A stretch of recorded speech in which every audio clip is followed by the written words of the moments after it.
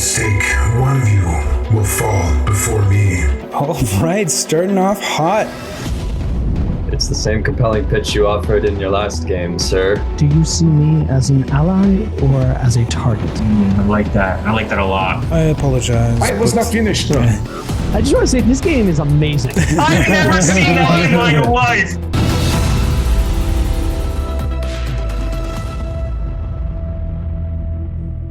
Consciousness returns to you all as you become aware of the dim blue light of the contestants' circle illuminating the environment around you.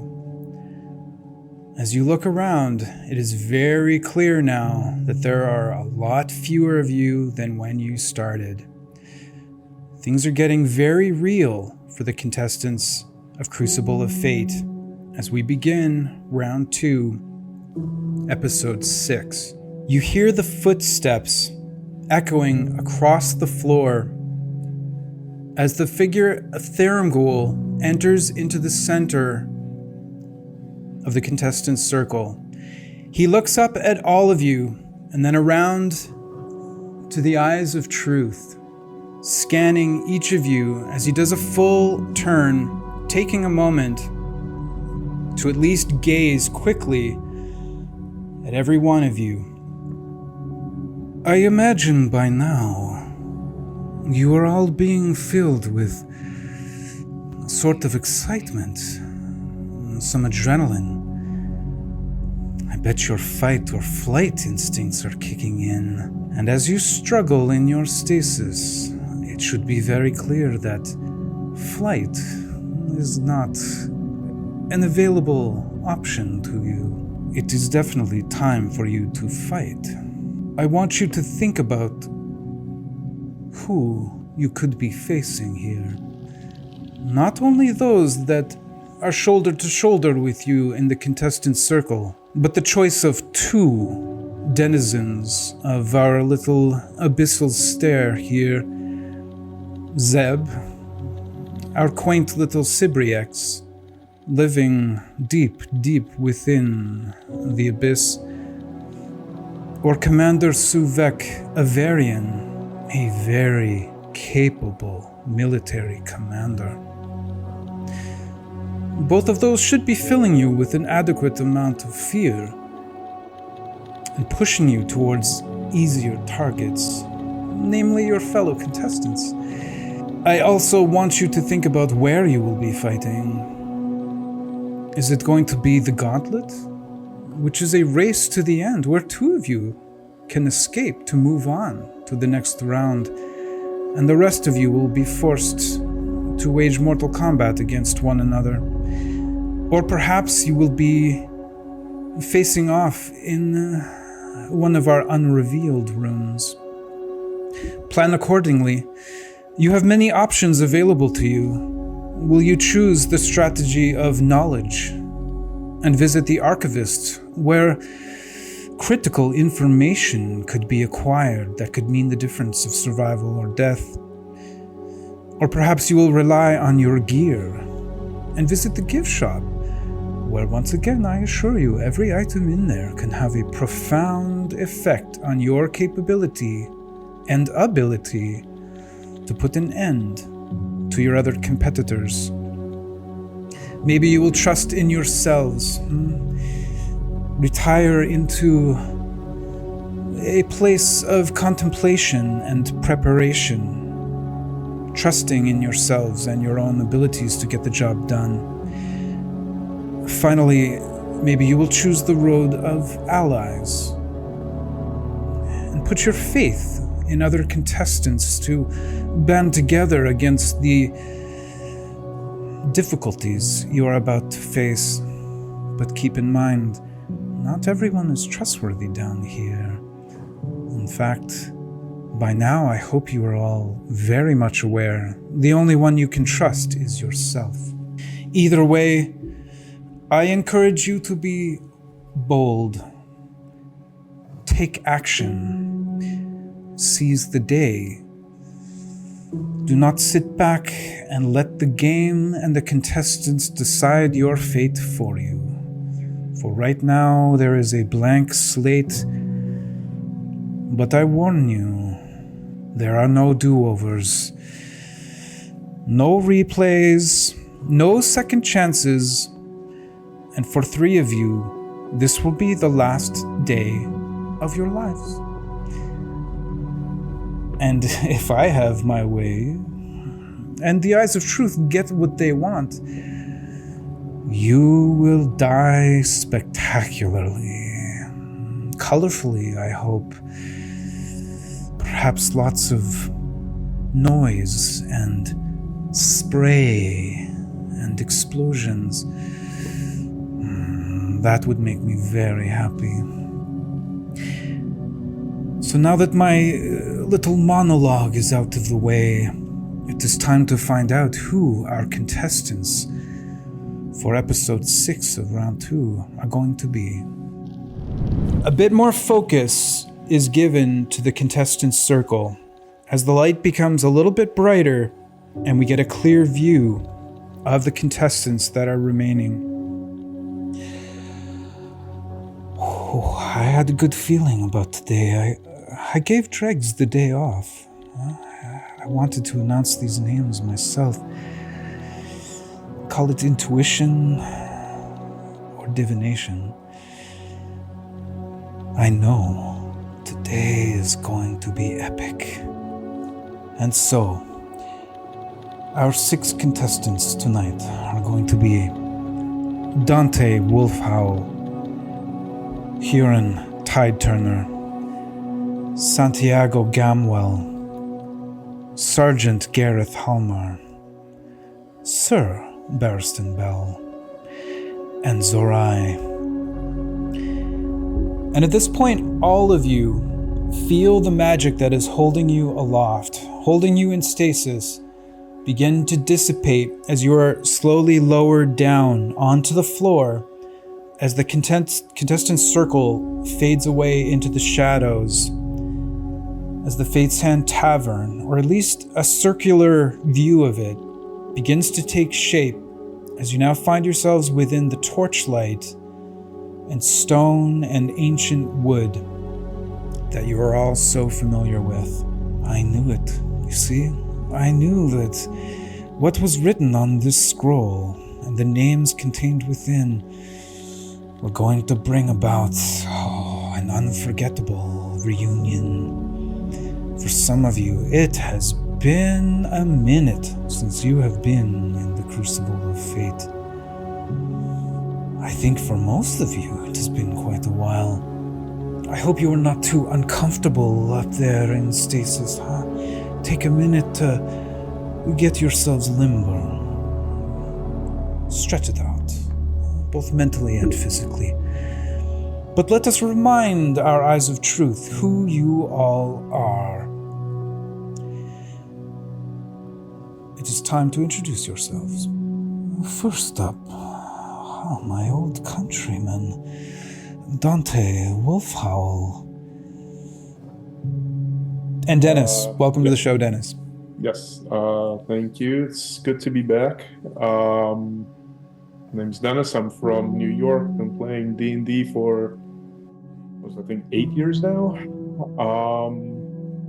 And Dante, which I realized rewatching my old episode, I never actually described what he looked like.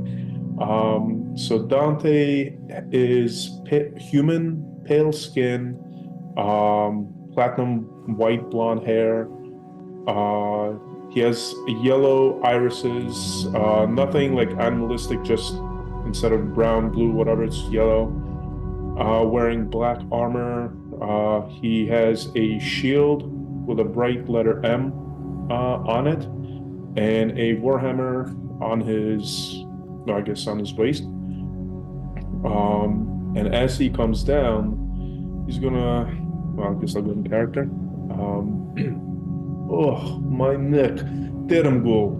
I thought this was abyss, not hell. Why give us these stasis cramps? It's my job to make your stay here as uncomfortable as possible, Dante. You should know that by now. I thought uncomfortable while we're active, not while we're sleeping.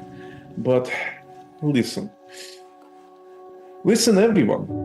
As I mentioned before last time, we can offer healing if healing is needed. We saw the last few days that taking down monster comes with very hefty rewards that we don't have to worry about with the wheel of consequences. So let us all work together, bring down that monster, and then you can all stab each other in the backs. Yes? I like that optimism, Dante.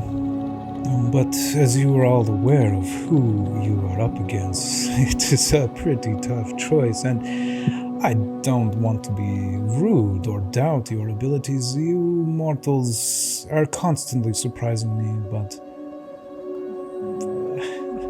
it's going to be an uphill battle today, I believe. Maybe your efforts and capabilities are better spent contributing to the demise of your fellow contestants. But I respect the sales pitch. And I also respect the fact that you're wearing a Crucible of Fate hoodie, Dennis. Yeah, very comfortable.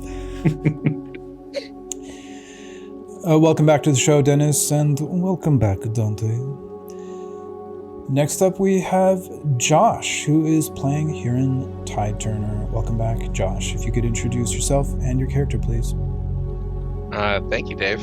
It is a pleasure to be back in the Crucible of Fate today. I look forward to playing with all of you gentlemen, as has already been said. As Huron settles onto the ground, you see he is 6'3", half orc. The blue war paint that he had everywhere in the previous episode seems to have been scoured away by the acid of the acid roper. He wears a chain shirt and has a battle axe hooked on one hip, a leather hard case on the other, with a little rabbit's foot dangling off the side of it. He has gray clothing with red accents under his armor, and a heavy red cloak around his shoulders. And as he comes out, he says, "Welcome, fellow contestants, fellow competitors. I must say, I agree with Dante. The benefits of defeating the monster today are vast. I hope I made it clear to you all in my previous episode that I am willing to help and help you with whatever ails you. I have healing to offer, and the benefits of beating the monster are great. We are all in this grand tapestry of fates. May our threads be strong today." Well said, Huron. I did not know you were such a poet at heart. That was damn near beautiful. Tapestry. Maybe we should get a tapestry made of all of your wonderful mortal vessels. And I can have fun replicating the ways that you died as I destroy the tapestry at my leisure. At any rate, welcome back to the show, Josh. Great to have you here. And welcome back, Huron. I look forward to seeing perhaps an opportunity for your familial drama to unfold a little more today. I know the General is watching very closely your actions here today. Next up, we have Adam, who is playing Santiago Gamwell. Welcome back to the show, Adam. Please do introduce yourself and your character. Hey, my name's Adam, broadcasting from the Philadelphia area. coming up on 8 years of D&D and 5 years of hosting a comedy podcast called Finding Master Rights. Take a creature, do funny things with them. It's great. But here, before you, arms outstretched, is 3'3" of prime deep gnome. He wears a red jacket that's mostly patchy and unable to contain the girth of his stomach. Fireballs have singed his mustache and burnt the feather off the top of his wide-brimmed hat, as wide as he is tall. His rapier, bow, and armor all sparkle with a shine that doesn't match his otherwise grimy appearance. His bulbous red nose speaks to many years of taking to the bottle, if not being hit by one. His eyes are sunken, haunted, but still maintain a devilish glint. Gentlemen, please hold your applause for the second introduction of the infamous serendipitous Santiago Gamwell, ex-Captain General the Sworn Swords. And I agree with your assessment. We're going up against some kind of demon or undead, and we've got a lot of faithful contestants here. Theramgul, you aren't cooking up some kind of holy war here, are you? Just 1 second. Give me a persuasion check, please. 20. Holy war. That is an interesting way to phrase things. Santiago, I am looking to bring about change, to introduce opportunity to the material plane, and someone who has been in a position of leadership, such as yourself previously, can appreciate the power there is in control. I offer to you to take up that mantle of leadership once again and help me reshape the material plane in the way that we, and by we I mean me, see fit. Well, I can't say I agree with your job application process, but hopefully you make the right selection, and hopefully there aren't too many, well, I retract that. There's going to be plenty of people that get hurt today. Indeed, and just for clarity, I mean, I hope that you can understand why I am choosing the method of hiring that I am. You see, I need someone who is willing to stop at nothing for no one to achieve their goals and mine. And survival seems pretty key to that, huh? It is the most basic motivation for us all, is it not? It's uncomfortable being in a cutthroat position, especially if you're the one with your throat cut. That is why planning is key, huh? Planning and strategy, for even if you win, you will have an army of fiends at your back. Perhaps that in itself should not make you too comfortable, huh? Power. You must demonstrate capability and power. And speaking of capability and power, we welcome back Robert and Sergeant Gareth Hallmar. If you could please introduce yourself and your character. Howdy, folks. Yeah, it's a pleasure to be back in the Crucible of Fate and the Fate's Hand Tavern for me as well. I'm Robert. I've been playing Dungeons & Dragons for, I'd say, roughly 10 years now, maybe a bit longer than that, since elementary school. And I'll give another shout out to the folks at the University of British Columbia Science Fiction and Fantasy Society who've definitely spurred my continuing interest in the game.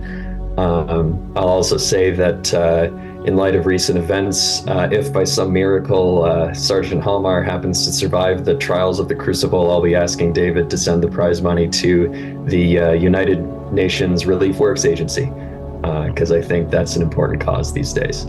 And I invite any other interested contestants to join me in that particular commitment. As for the Sergeant, he's also definitely stretching his limbs as best he can, even before Dharam Ghul invites him to do so as he comes out of stasis. And you see his pack sort of bulky and equipped with all kinds of different various adventuring gear, including a bedroll and his rope, falls on the ground next to him, and he sort of digs through it to find his fine elvish make dagger and says, "Oh, goodness, finally," and starts picking his teeth with it. I've had that thing caught in there for ages. Fuck. Look, I can't say you've got much better taste in entertainment than a baby gremlin, Dharam Ghul, but I will give you this. You do seem to know how to pull together a solid group of professionals. I think we might be able to take down this thing, whatever it is.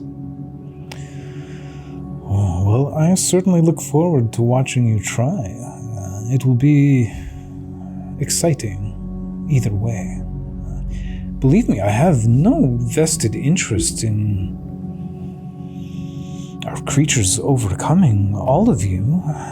To me, it's a matter of time before you are capable of besting them.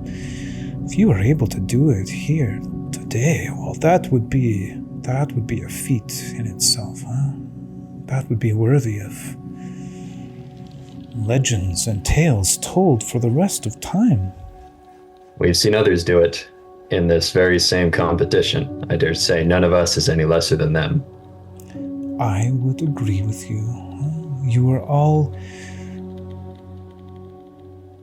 I had to bite my tongue there. I was going to say something rather rude.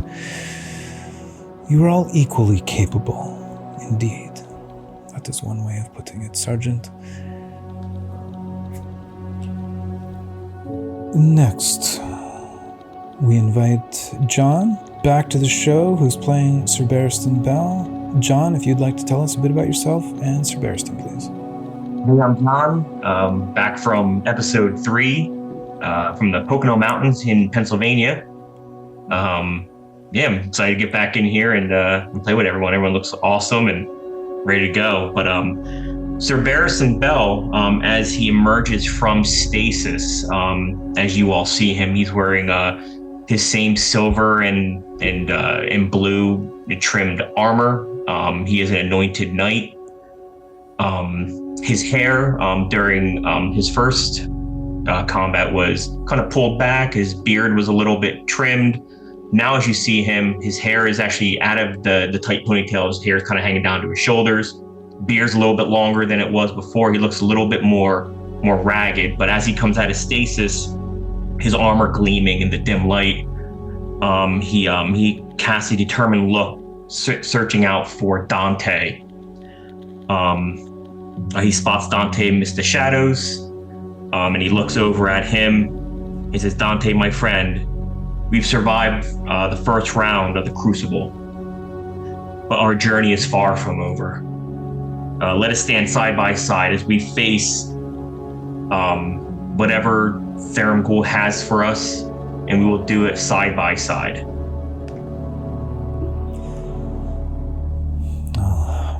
How sweet, huh? This loyalty between soulbound contestants.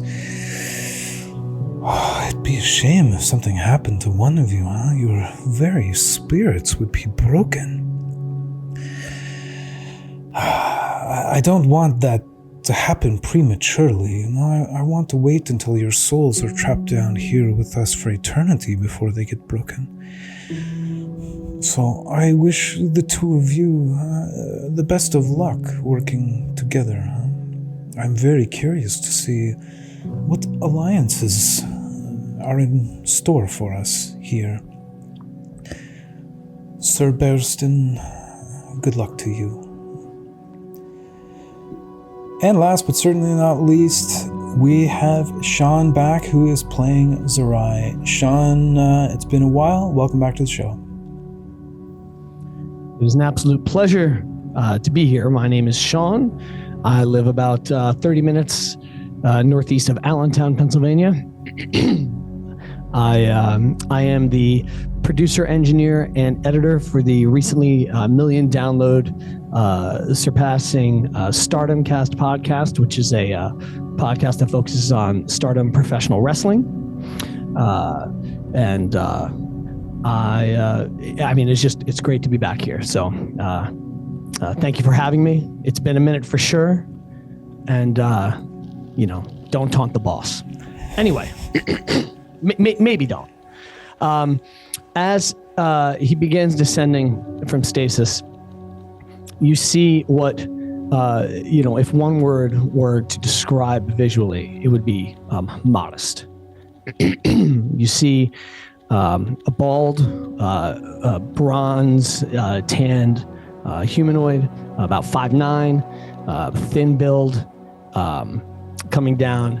And as he starts descending, almost like it was just like muscle memory, his fists close and come up under his chin as he looks up.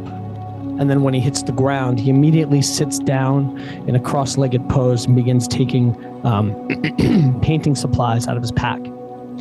And almost when he begins to put brush to canvas, he almost just enters this like trance-like state, and as he's seemingly meditating while he paints. And his eyes are green with a very clear slit in the pupils. He has a scar in the shape of an X over his left temple still.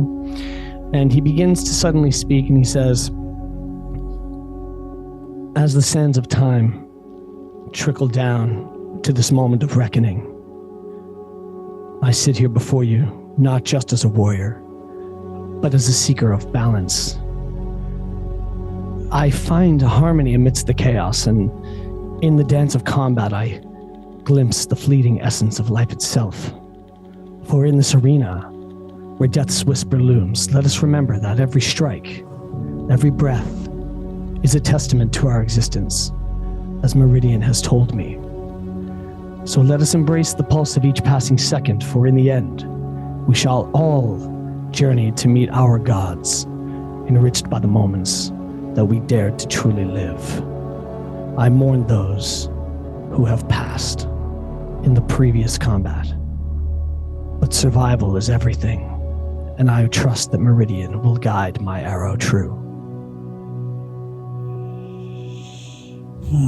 Once again, well said, Zorai. We have so much imagery and beautiful words happening tonight. I hope that the actions of all of you indeed paint a beautiful picture. If I could just humbly add to what you said there, Zorai. Yes, you must embrace life in each moment, but it is through pain and suffering that one knows they're still alive and that souls are forged.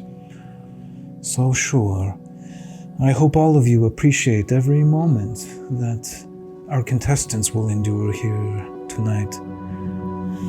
But take comfort that those that survive will become stronger, forged into weapons that I may one day wield. Zorai looks up from his painting at Therimbul as you say that, and he just simply says, "One thing I believe we can both agree on. Without the threat of death, life itself is meaningless." How very true. Which brings us to our main event here tonight, everyone.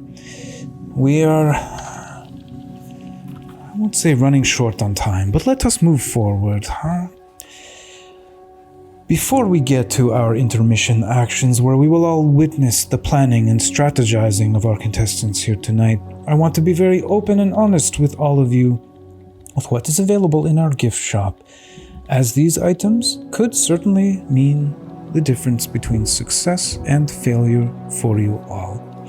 And as he says that, the Fate's Hand Tavern fades away as the shelves and display cases of the gift shop appear around you all.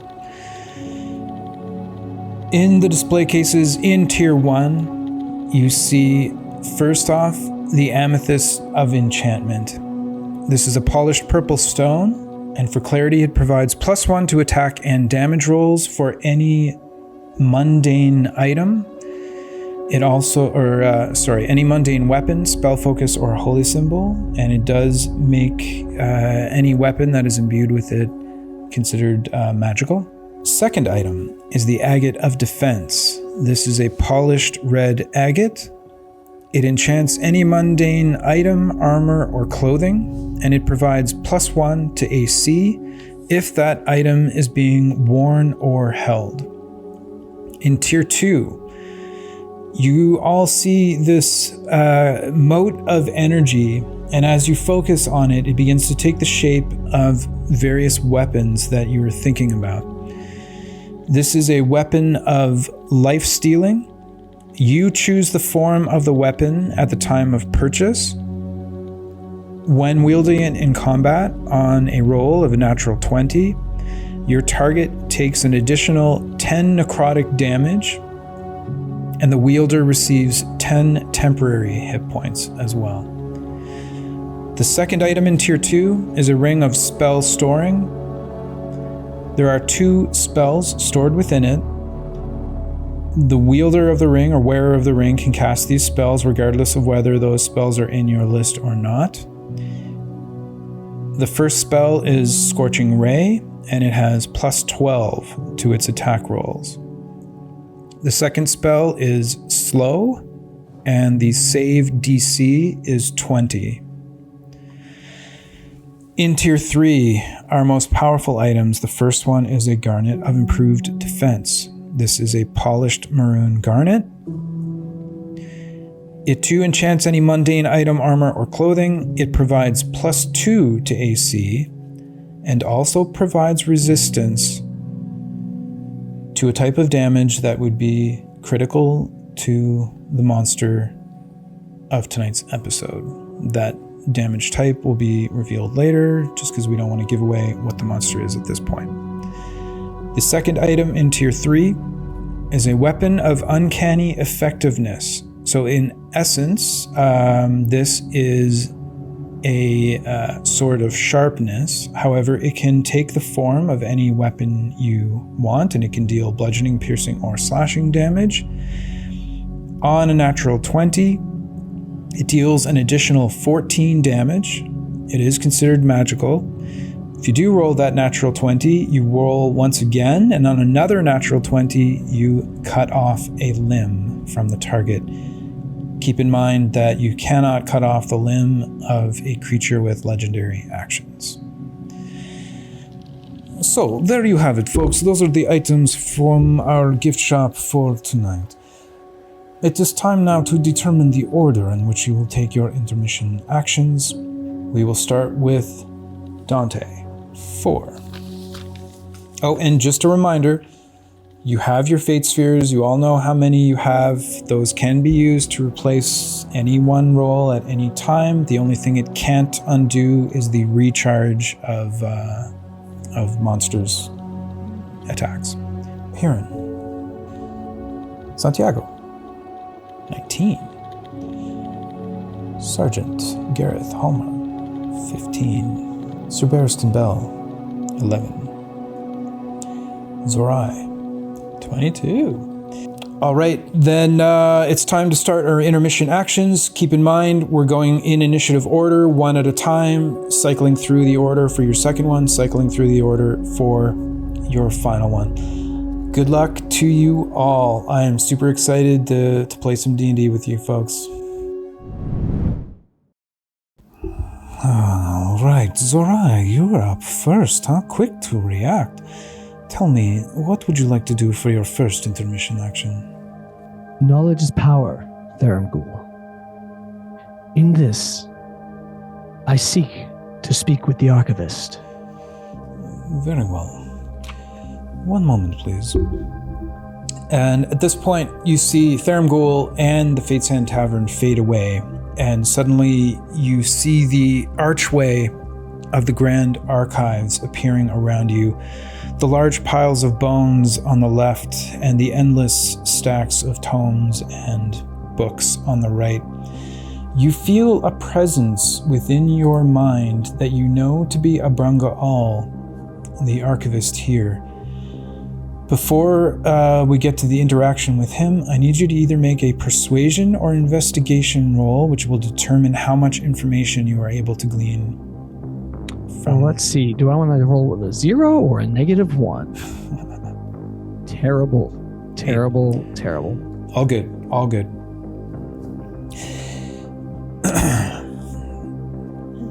As you walk through the archway of the archives, and Abranga All's mind seems to link with yours, you hear in your head his now familiar voice. Zora, I have to admit, I am a bit surprised that one such as yourself would choose my path. What brings you here to me? I seek the knowledge to survive. I seek to know what is to come. I seek to live. Indeed. I am afraid I do not have the time to delve deeply into my various sources of information, but permit me a moment to pass on some items of import. And at this point, you feel him reaching into your mind, almost like a hand reaching out towards you and like wrapping itself around your very consciousness. And almost as if you're getting an immediate and almost overwhelming download of information instantaneously. You see the imagery of a knight, a military commander, standing in front of a grand army. You see him calling out towards a city under siege. And as this, almost like a camera in your mind, pans around in front of this figure, you notice some details of his hand that's grasping the hilt of his sword is decayed, and like the bone can be seen in some areas. You can see all the way down into like muscle and sinew. But he is up straight, proud. Eyes are very intent, glowing with like purplish red intensity. And although you can't hear him, you can see a bit of movement underneath his masked face as this like full face guard on the helm is down. You can still see as if his cheekbones are moving, and you know he's talking. You see him carving his way easily through defenders of a city. You see his blade glowing with foul, dark energy.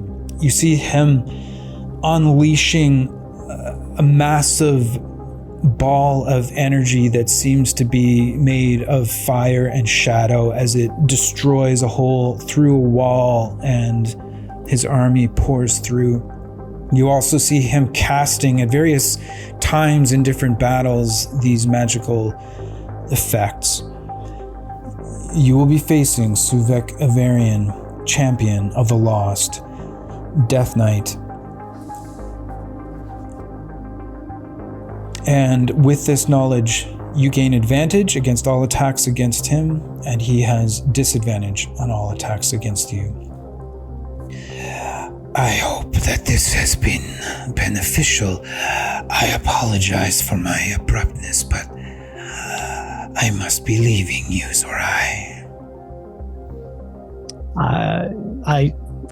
As he begins to release, there is this sort of nervousness and also gratitude at the same time that my mind tries to pass on to him silently as he withdraws. Remember, all that this creature is capable of, you have faced him before, and perhaps only the foolishness and naivete of your fellow contestants saved you that day. I take no moment for granted, and I understand. At this point, you feel his presence kind of like release you as he leaves your mind, once again returning your consciousness back to you, no longer under his grasp. And that ends your first intermission action. We will see you shortly. See ya. Greetings, Santiago. It is your turn for your first intermission action. Tell me, what would you like to do? I would like to parlay, sir. Excellent. I am pleased to inform you that you were the first to select this option, so you may invite 2 if you would like. Oh, wonderful. I will invite Hurin, as well as the other episode 7 contestants, Sergeant Gareth. Very well. One moment, please. Greetings, Sergeant Gareth Hallmar. You have been invited to a parlay circle by Santiago Gamwell. Do you accept the invitation? I do. Excellent. Huron Tide Turner, you too have been invited to join this group parlay. Do you accept the invitation or refuse it? I do. Very well. In that case, you have 3 minutes, and it begins now. Quickly, did Zorai just talk to either of you? Not to me. Haven't heard a word. Well, I was unable to parlay with a second person for free, so that means he's teaming up with the Soulbound pair against us. In my split the party game, I was having some great flashbacks to yours. The War Master silo, launch going off, some bastard flying around in the air. So I think we're the ones stuck on the ground. We're the ones that are on the same side here. I think that the lot of us are kindred spirits, not like the others. Outsiders cut from the same cloth. We should form an alliance here, the likes of which had never been seen before in this game. What do you say? It's the same compelling pitch you offered in your last game, sir. It's a compelling pitch that usually works. Well, I will say you seem like a fellow professional, so your tactical assessment is apt. I think I'm interested, but we need to decide, are we going to attack them directly, or are we going to try to get the wealth from this beast? Your thoughts, heard? Well, Santiago, thank you first for inviting me. I think I'm speaking like you now. It's contagious. It happens a lot. I agree. I regret not forming alliances in round 1. Sergeant Halmar, it's a pleasure to be reunited. I'm happy to see you. Likewise. I regret not having allied when the opportunity presented itself. I am open to this. I would suggest that we become 3 and soulbind if the 2 of you are open to that. What say you, Santiago? I say let's do it. All right, I'm in. And Huron himself will reach into his chest and pull one of his fate spheres out and extend it. Okay, I'm pausing your time just so that we're not taking up time with the note keeping here. So you have all agreed to soulbind? Mm-hmm. Yes. All right. Do you want me to let you guys know how many you each have since you're now soulbound? Because that could be an additional layer of planning, or do you want me to keep it secret? I like the idea of all of us knowing what we have. That's fine. Okay, Huron has 1 left. Mm-hmm. Santiago has Yep. 2 left. And the sergeant has 1 left. Yeah. 25 seconds left. Wonderful. To the issue at hand, I think that it's best to strike sooner rather than later. Agreed. We're powerful together, but we're also weaker. If any of us are taken up by the monster, that could spell the end. I agree. Target. And, gentlemen, that is your 3 minutes. As always, it's exciting to see people tie their souls together in this way. This will be a battle to be remembered. 2 soul-bound teams going at one another. I have chills. See you all shortly. Greetings, Sergeant. It is your turn for your intermission action. What would you like to do? My equipment will be safe out here. Of course, of course. Indeed. He stows his dagger. Take me to the library. Very well. Thermgul fades away, as does the Fate's Hand Tavern, as the archives appear around you. With the massive piles of bones on the left and the seemingly endless stacks of tomes and books on the right, you feel the presence of Abranga All in your mind. And as he begins to reach out to you, I need you to make either a persuasion or an investigation check to determine how much knowledge you will gain. Okay. 5. All right. As you feel yourself entering into the Grand Archives, Abranga All reaches out to you telepathically. I am afraid, Sergeant Halmar, that you are not the first to visit me.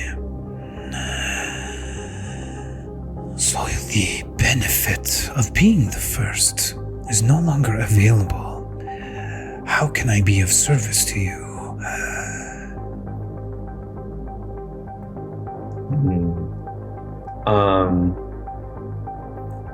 I don't suppose you could tell me which monster we can expect to face today. I am... So out of character. 5 is not enough to reach the base knowledge for information about, but I think just visiting, just so you get something, it's... Yeah. We'll go with that. Okay, so... Okay. Yes, in fact, you will be facing Suvek, Avarian, champion of the lost, first among those that remain, our resident Death Knight. And would you be willing to tell me, because he thoroughly baked one of the previous contestants with some kind of fire blast, was that a spell that you are aware of, or some other divine power? Because you have graced me with your presence, I am willing to reveal that is not a spell. But I am afraid I must return to my studies. Good luck to you, Sergeant. Thank you. I hope to be back soon. And you feel him kind of release the grip on your consciousness as you regain control of yourself, and thus ends your first intermission action. Greetings, Huron Tide Turner. What would you like to do for your first intermission action? Hello there. I apologize. I did not greet you properly when coming back into the Crucible. I must say I'm not... I wouldn't say I'm happy to see you, but I'm happy to be out of stasis again. I can appreciate that. And then Huron would like to attempt to take himself to the archives. Okay. As Thurmgul and the Fate's Hand Tavern fade away, the archway of the Grand Archives appears before you, with its massive piles of bones on the left and stacks of books on the right. Abrangaal makes a telepathic connection to you. And as he makes his connection, I need you to make either a persuasion or investigation check, please. 23. Okay. Abrangaal reaches out to you. Greetings, Huron Tighturner. How can I be of service today? As Huron enters the archives, he will toss a bag towards Abrangaul. In this bag, it will have the severed heads of Forfax and Eros, taken after the events of 7-3. Many thanks to you, Huron. I will be sure to put these to good use. And now how may I return the favor and be of use to you? Well, Abrangaul, greetings. I brought you gifts. The gifts discussed in our last visit, and I've been looking forward to speaking with you again. I've been curious, Abrangaul, since the events of Sir Dalon and Lieutenant Matthias Crow, and the rest of the contestants in their episodes. I've been curious about that pit that the lieutenant witnessed when he was attempting to traverse the Fate's Hand Tavern. I'm curious if it's bottomless or if there's something there. I know we've spoken about the abyssal stair that we are in. What was that pit?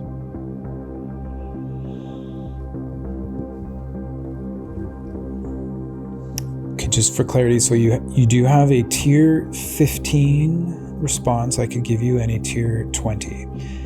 Do you want me to answer this lore-based question with the 15 or with the 20? And that would leave you either a 15 or 20 for the monster or the room. If you know what I mean. Yeah, I understand. Wait, you said so the 15 or the 20? So I rolled a 23. Yep, 23. So you've unlocked 2 levels of information, a CR 15 and, well, a DC 15 and DC 20. So each of those levels comes with information. The higher the DC, the more information you get. The lore-based question is fine. I'm happy to answer that with a 15 or a 20. But it leaves you with a 15, like the other one, 15 or 20, whatever you don't use for the lore, for me to give you information about another question. I'd like to use my roll of the 23 for the lore-based question, like about what was in it. Okay, the lore one, you mean? Yeah. Okay. You really are asking the question of all questions here, Huron. I assure you there is a bottom to that pit.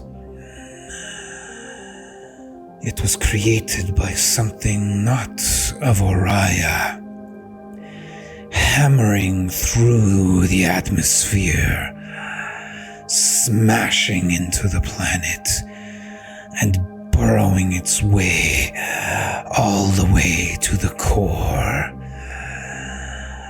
This occurred thousands of years ago, and just may be the source of all evil on this planet as we know it today, at any rate.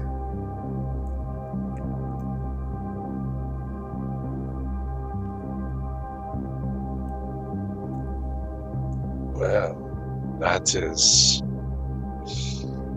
Definitely fascinating. I'm curious what Theramgul's relationship is to this thing, not to Variah. I would tell you that before the impact of this thing, the planet was known as Gaia. And the impact point forever corrupted that part of the planet. This includes much of the Chakalian Empire. And the planet was not the same afterward. And that is all I can give you for that first question. What question would you like to ask for your second one, or would you prefer to know knowledge about the monster or the room? I would like to know about the monster. Okay, so 15 then. Yep. 15. So that would be HP, AC, and condition immunities. So, AC is 20. Condition immunities, it is immune to exhaustion, the frightened condition, or the poisoned condition. And HP, the AC is 20, and its hit points are 247, as you will be facing the Death Knight, known as Suvek Avarian. Okay. I hope that this has been a beneficial visit to you here, and I am afraid I must return to my studies. Thank you for your time, Brother Lord. Greetings, Sir Bereston Bell. It is wonderful to see you again. Tell me, what would you like to do for your first intermission action? I would like to go to the gift shop, please. Very well.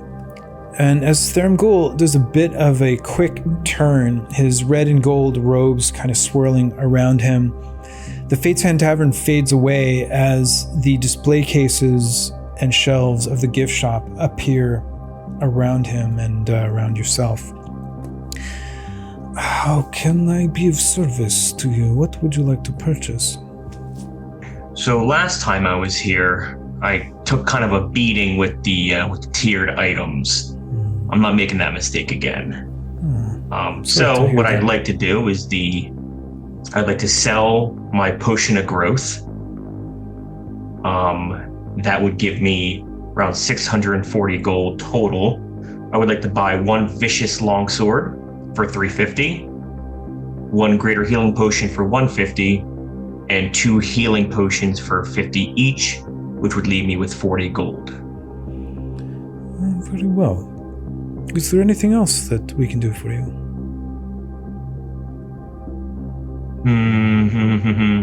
No, I think that's gonna be it for right now.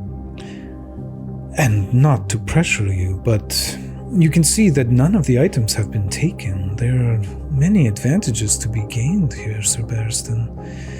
Increases to your attack power, your ability to protect yourself. Some very potent weapons and armor indeed. You're pretty persuasive. If we would go with a tier 1, I get to re-roll once if I don't like the result. Is that or do I gotta use a fate sphere for that? Well, I am happy to let you know that you are the first to visit the gift shop, so yes, you would have one free reroll. Okay, you talked me into it. Didn't take much. I'd like to try and get the Agate of Defense tier 1. The Agate of Defense in tier 1. Would you like this permanently or temporarily? So I went temp last time. That worked out. That's a big choice. It is. You know what? Let's do permanent. Oh, how delightful. Let's do permanent. Be bold, right? Let's be bold. Exactly. See, you're catching on. Then I need a D20 from you, please, Sir Barristan. A 3. As you're looking at Thurmgool, as a smile begins to grow on his face, everything grows dark as you are now blinded. Yeah, I'm gonna have to re-roll that. For free. For free. 7. So your strength and dexterity saving throws, and only your saving throws, would be at disadvantage. Okay. I'll take that. See, that's not too bad. Huh? Perhaps I can interest you in something else. No. I think we're okay. Very well. Then this concludes your first intermission action, and I will see you shortly. Perfect. And thank you. Congratulations on your purchase. Greetings, Dante Wolfhowl, a fellow Jacalian, I believe. What would you like to do for your first intermission action? Well, considering I am the last one, I figure everybody probably went to your librarian. So I will try my luck at the gift shop. Gift shop, no problem. And just, I don't want you to embarrass yourself in case you're ever talking to Obranka All. He doesn't like the term librarian. He finds it a bit pejorative. Archivist. I apologize. Hey, no need to apologize to me. I'm just merely looking out for you. At this point, as Thurmgool does a quick turn, the display cases and shelves of the gift shop appear before you. You can see that from Tier 1, the agate of defense is gone. Everything else remains. What can I interest you in? So much for being first. I will keep this very simple. I will sell a few items. I have these rations, which I don't think we even eat while we're in stasis. And I will sell my welcoming gift, the dust of sneezing and choking.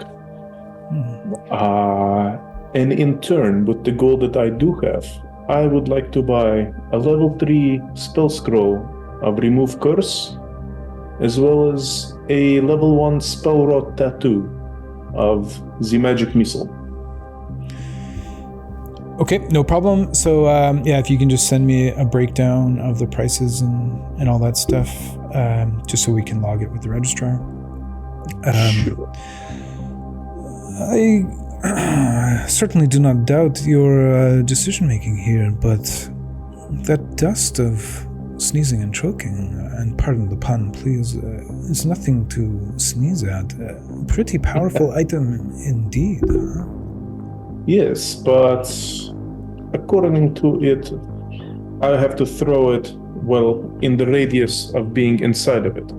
And I cannot escape the effects. That does seem like a design flaw. Please, ignore me. So instead, I think I will exchange it for something that I think will be a bit more useful to me. Oh, very well. Any purchases other than those you have named? Anything from our tiered list, perhaps? I was thinking about the agate of defense, but it looks like somebody has already claimed it. So, no. I think I will not be tempting the wheels of fate this time. Well, if you were considering the agate of defense, then why not go for the garnet of improved defense? Clearly superior. Superior in defense and superior in the amount of spins on your wheel, of which I do not want to fall victim to again. Very well. I will respect your decision. Is there anything else I can help you with, Dante? No, that is all for now. See you soon. Indeed. Greetings, Zerai. It is time for your second intermission action. Tell me, what would you like to do? I believe I would like to request to speak with the warrior, Dante. One moment, please, and I will fetch him. Greetings, Dante Wolfhowl. You have been summoned to a parley circle by Zorai. Tell me, do you accept or refuse the invitation? I accept. In that case, Zorai, you have 3 minutes, and it begins now. A warrior of faith such as yourself, someone that I have a lot of respect for, as I myself am a man of faith. Meridian has guided me to you. I have seen and heard tales of your brave battles alongside Sir Barristan. I believe that side by side, our faiths can lead us to life and victory. Would you be willing to trust and work at my side?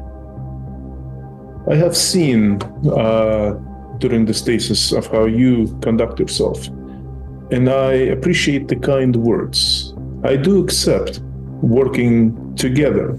However, I will not go as far as doing the soul binding. I would not ask for such a thing.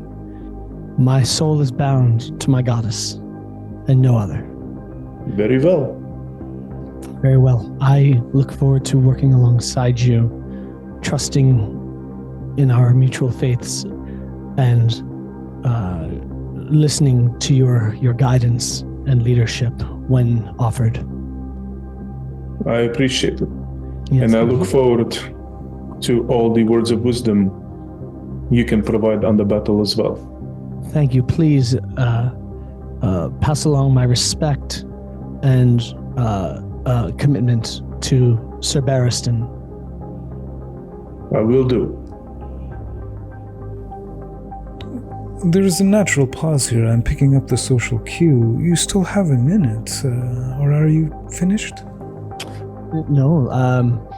One other question then for you. Mm-hmm. Dante,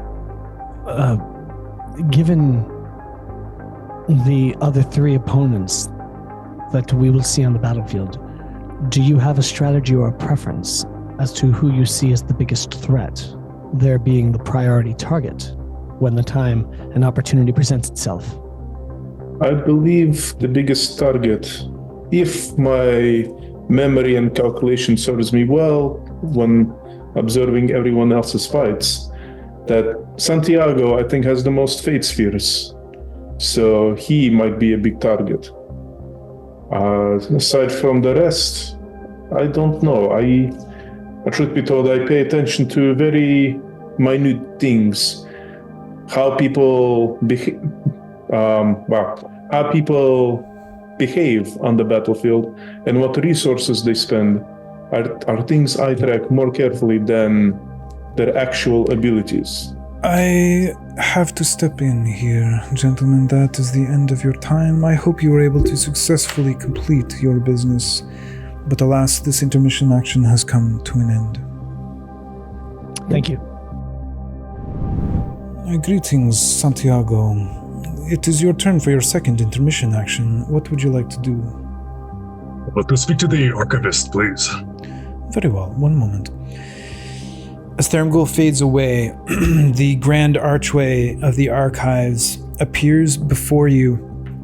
And as your eyes fix upon the giant piles of bones and seemingly endless stacks of tomes and books, you feel a presence envelop your consciousness as Abranga All reaches out telepathically.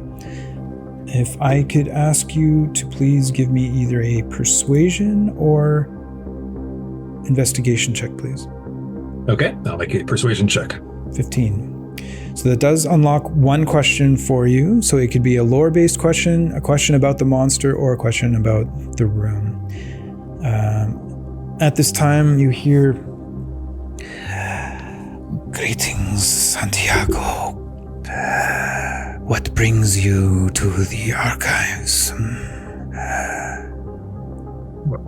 Greetings. I am quite interested to know what monster is we shall face. I see. And any insight you can share about their defenses? Yes, it is wise to plan and prepare.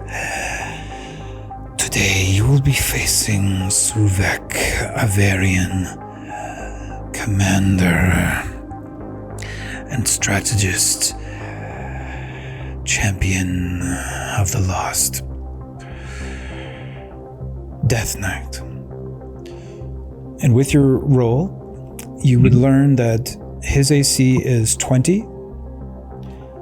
He has 247 hit points, and his condition immunities are exhaustion, frightened, and poisoned. Okay. Thank you very much. I hope to see you in the future. Me as well. Best of luck to you, Santiago Gamwell. Always appreciate luck on my expeditions. Okay, perfect. I'll see you shortly. Greetings, Sergeant Halmar. It is your turn for your second intermission action. Tell me, what would you like to do? I'd like to make some purchases. Oh, the gift shop. Interesting. At this point, the display cases and shelves of the gift shop appear out of the shadows around you. Are you interested in any of our tiered items today, Sergeant? Do I get to know if I've been the first one here? You are not the first to visit the gift shop. Are any tiered items missing? Yes, you can see that in Tier 1, the Agate of Defense is missing, but that is it. Everything else is there. Okay. The Agate of Defense. Well, it seems like my primary interest has already been purchased. I'll make some more regular purchases. Perhaps you could sell me a crystal vial for 300 gold pieces? Yeah, indeed. And rules question, would it be possible for me to divvy up the 10 uses of my healer's kit into individual portions that are less heavy so I can carry just some of them into the game? Yeah, I'd be good with that. Okay. I would like to purchase the player's handbook lists chickens as 2 copper pieces each. Okay. I would like to purchase a chicken. And I would like to sell 2 hand axes and my crystal that acts as an arcane focus. So the hand axes are 5 each, the crystal's 10. So that gives me 10 in return for them. And so I can use 50 gold to purchase a potion of healing. Okay, sounds good. How much gold did you have when you arrived? I started with 340 plus change, and so I'm losing all of my gold pieces, and I'll have some copper and silver remaining. Okay, sounds good. Is that everything you would like to do? Yes, I think so. And as long as you can keep the chicken safe, I'm just going to keep one of these wing feathers from it on my person. Sure, no problem. I will make sure Dregs takes good care of your chicken. Does it have a name? We can call them Private Fowl, if you like. Private Fowl. I like it. Very well. Then, Sergeant, this concludes your second intermission action. Much obliged.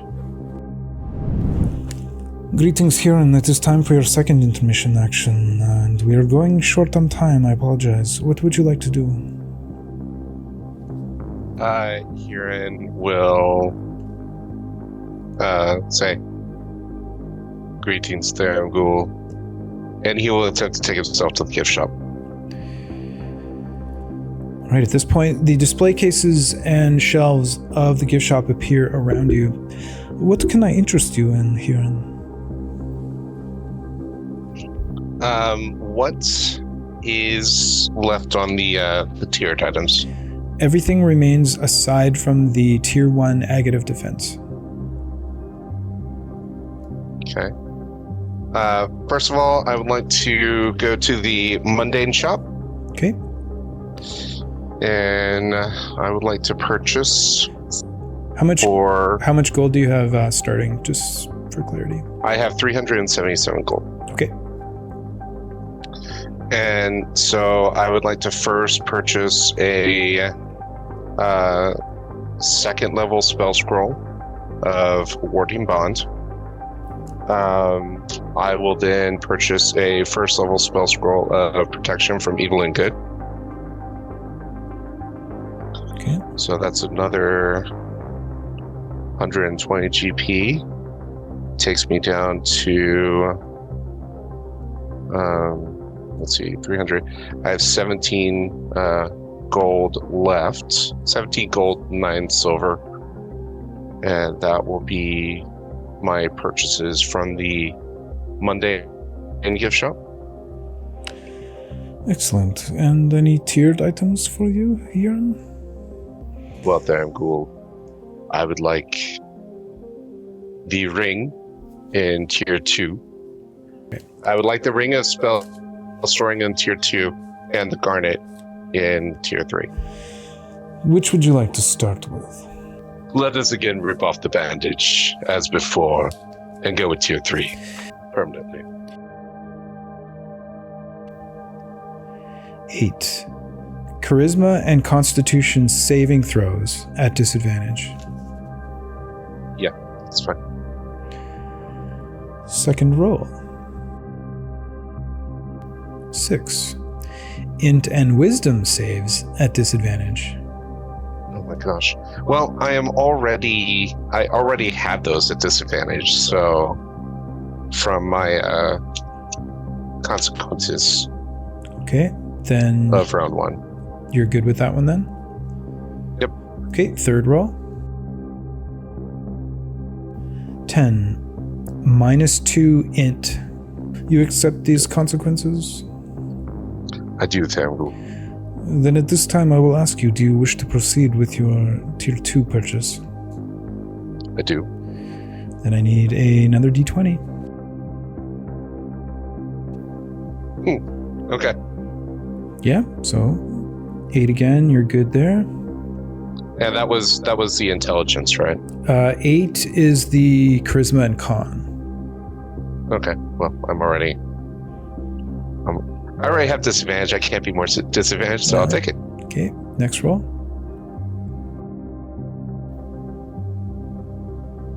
2.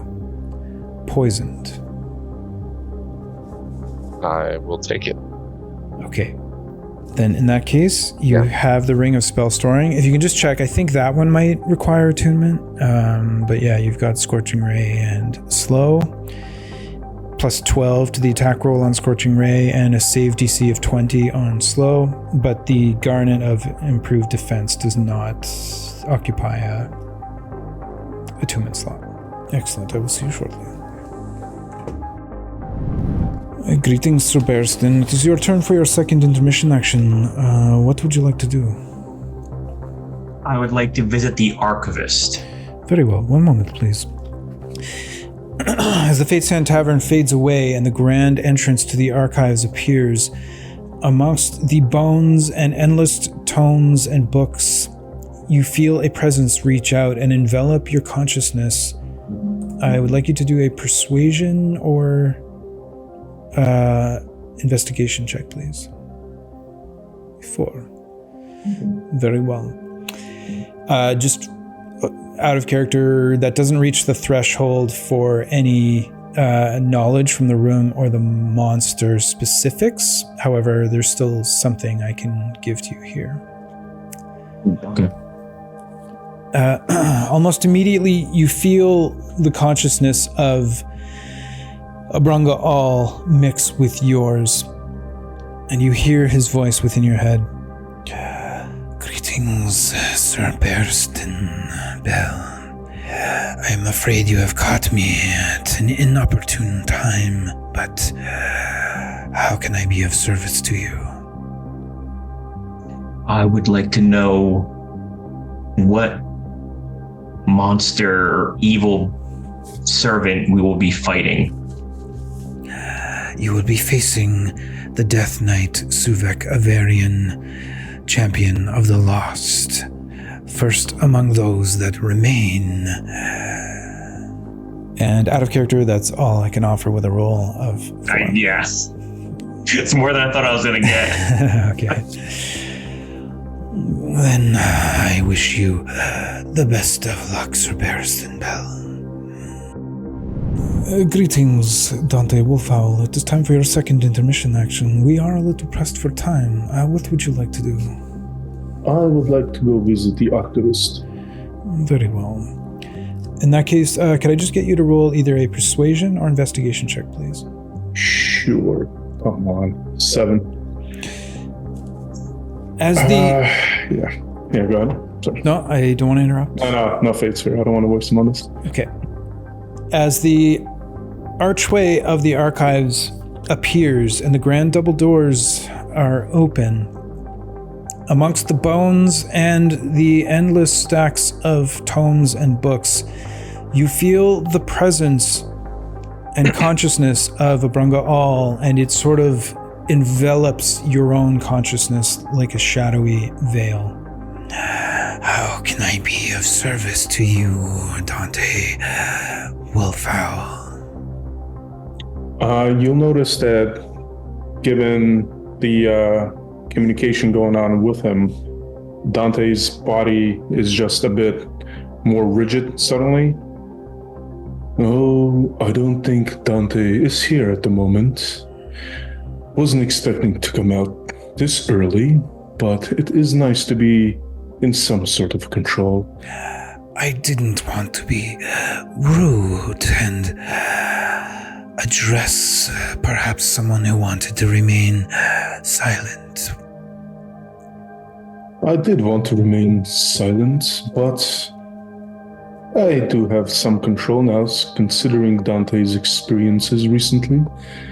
I managed to control temporarily in the last round when that dragon decided to breathe its nastiness all over this body. You think Dante himself could have survived that attack? No. It was rather impressive. Have we met before? No, I do not believe so. I'm not from around here. I am from where Dante came from. I am Marek, the leader of the Undying Warden's mercenary group, of which Dante disrupted a certain ritual and ran away from at a most inopportune time. Well, Marek, how can I be of service to you? Well, given that I have a few moments to spare before giving control back to Dante, I'll make use of the current opportunity. I would like to ask, what can you tell me about the room that we are headed to?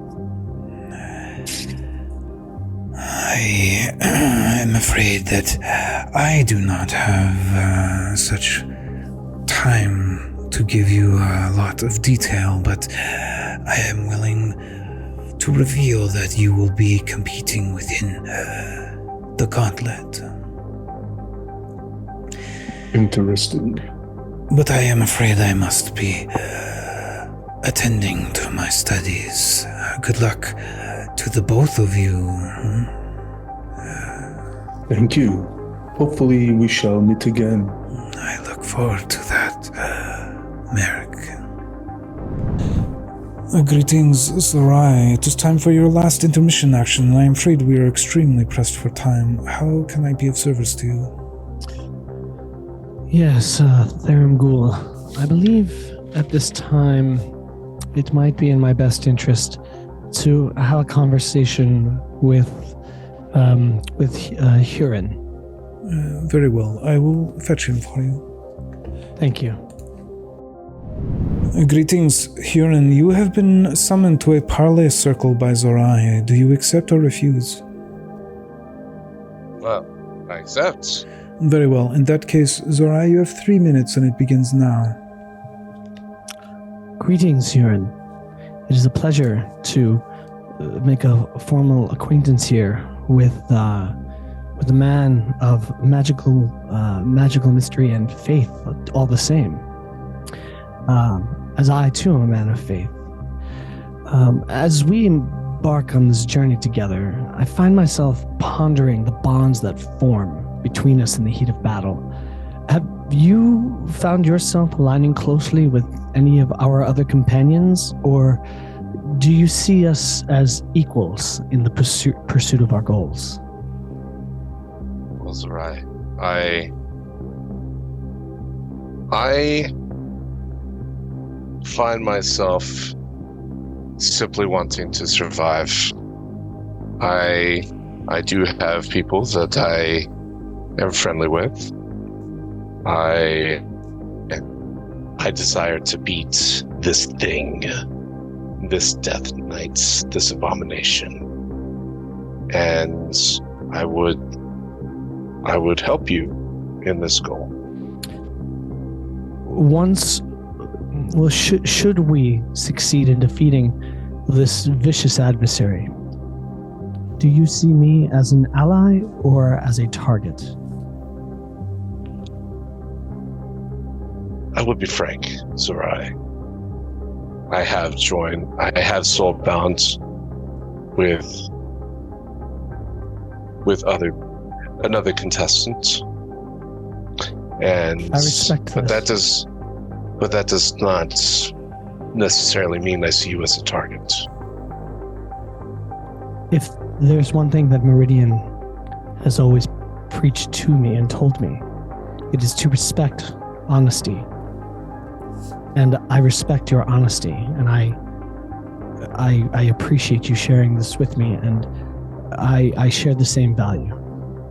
I am not necessarily looking to view you as a target in any way at this time, and I should hope it will go the same way.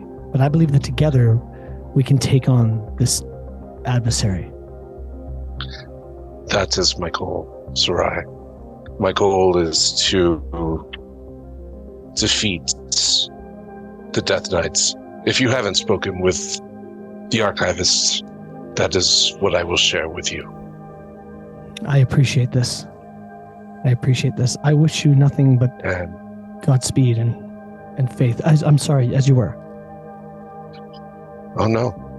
And in that goal, I will help you.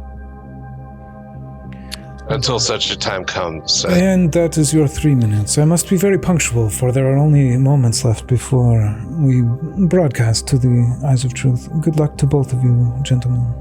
Good luck to you. Good luck to you, Zerai. Greetings, Santiago. It is time for your final intermission action, and as you can see, we are pressed for time. What would you like to do for your final intermission action? The gift shop, please. Gift shop. And with that, you find the display cases and shelves appear around you. You can see that from the tiered items, the Agate of Defense, the Garnet of Improved Defense, and the Ring of Spell Storing are all gone. The other 3 still remain. How can I be of service to you? I think that I will have some items here to sell. Okay.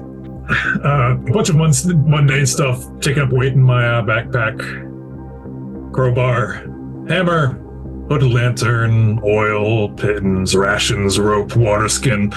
You provide all we mostly need here, food-wise.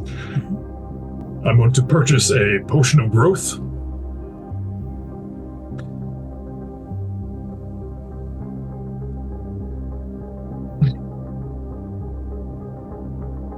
Take your time. Yeah, no, this is it all came down to this. I'm just like, do I not? Big choice.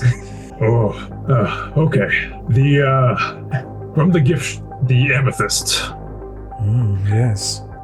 I'm interested in purchasing the amethyst. Oh, very well.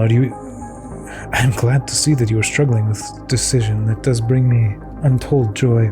Would you like it permanently or temporarily? Permanently. A 10. -2 int.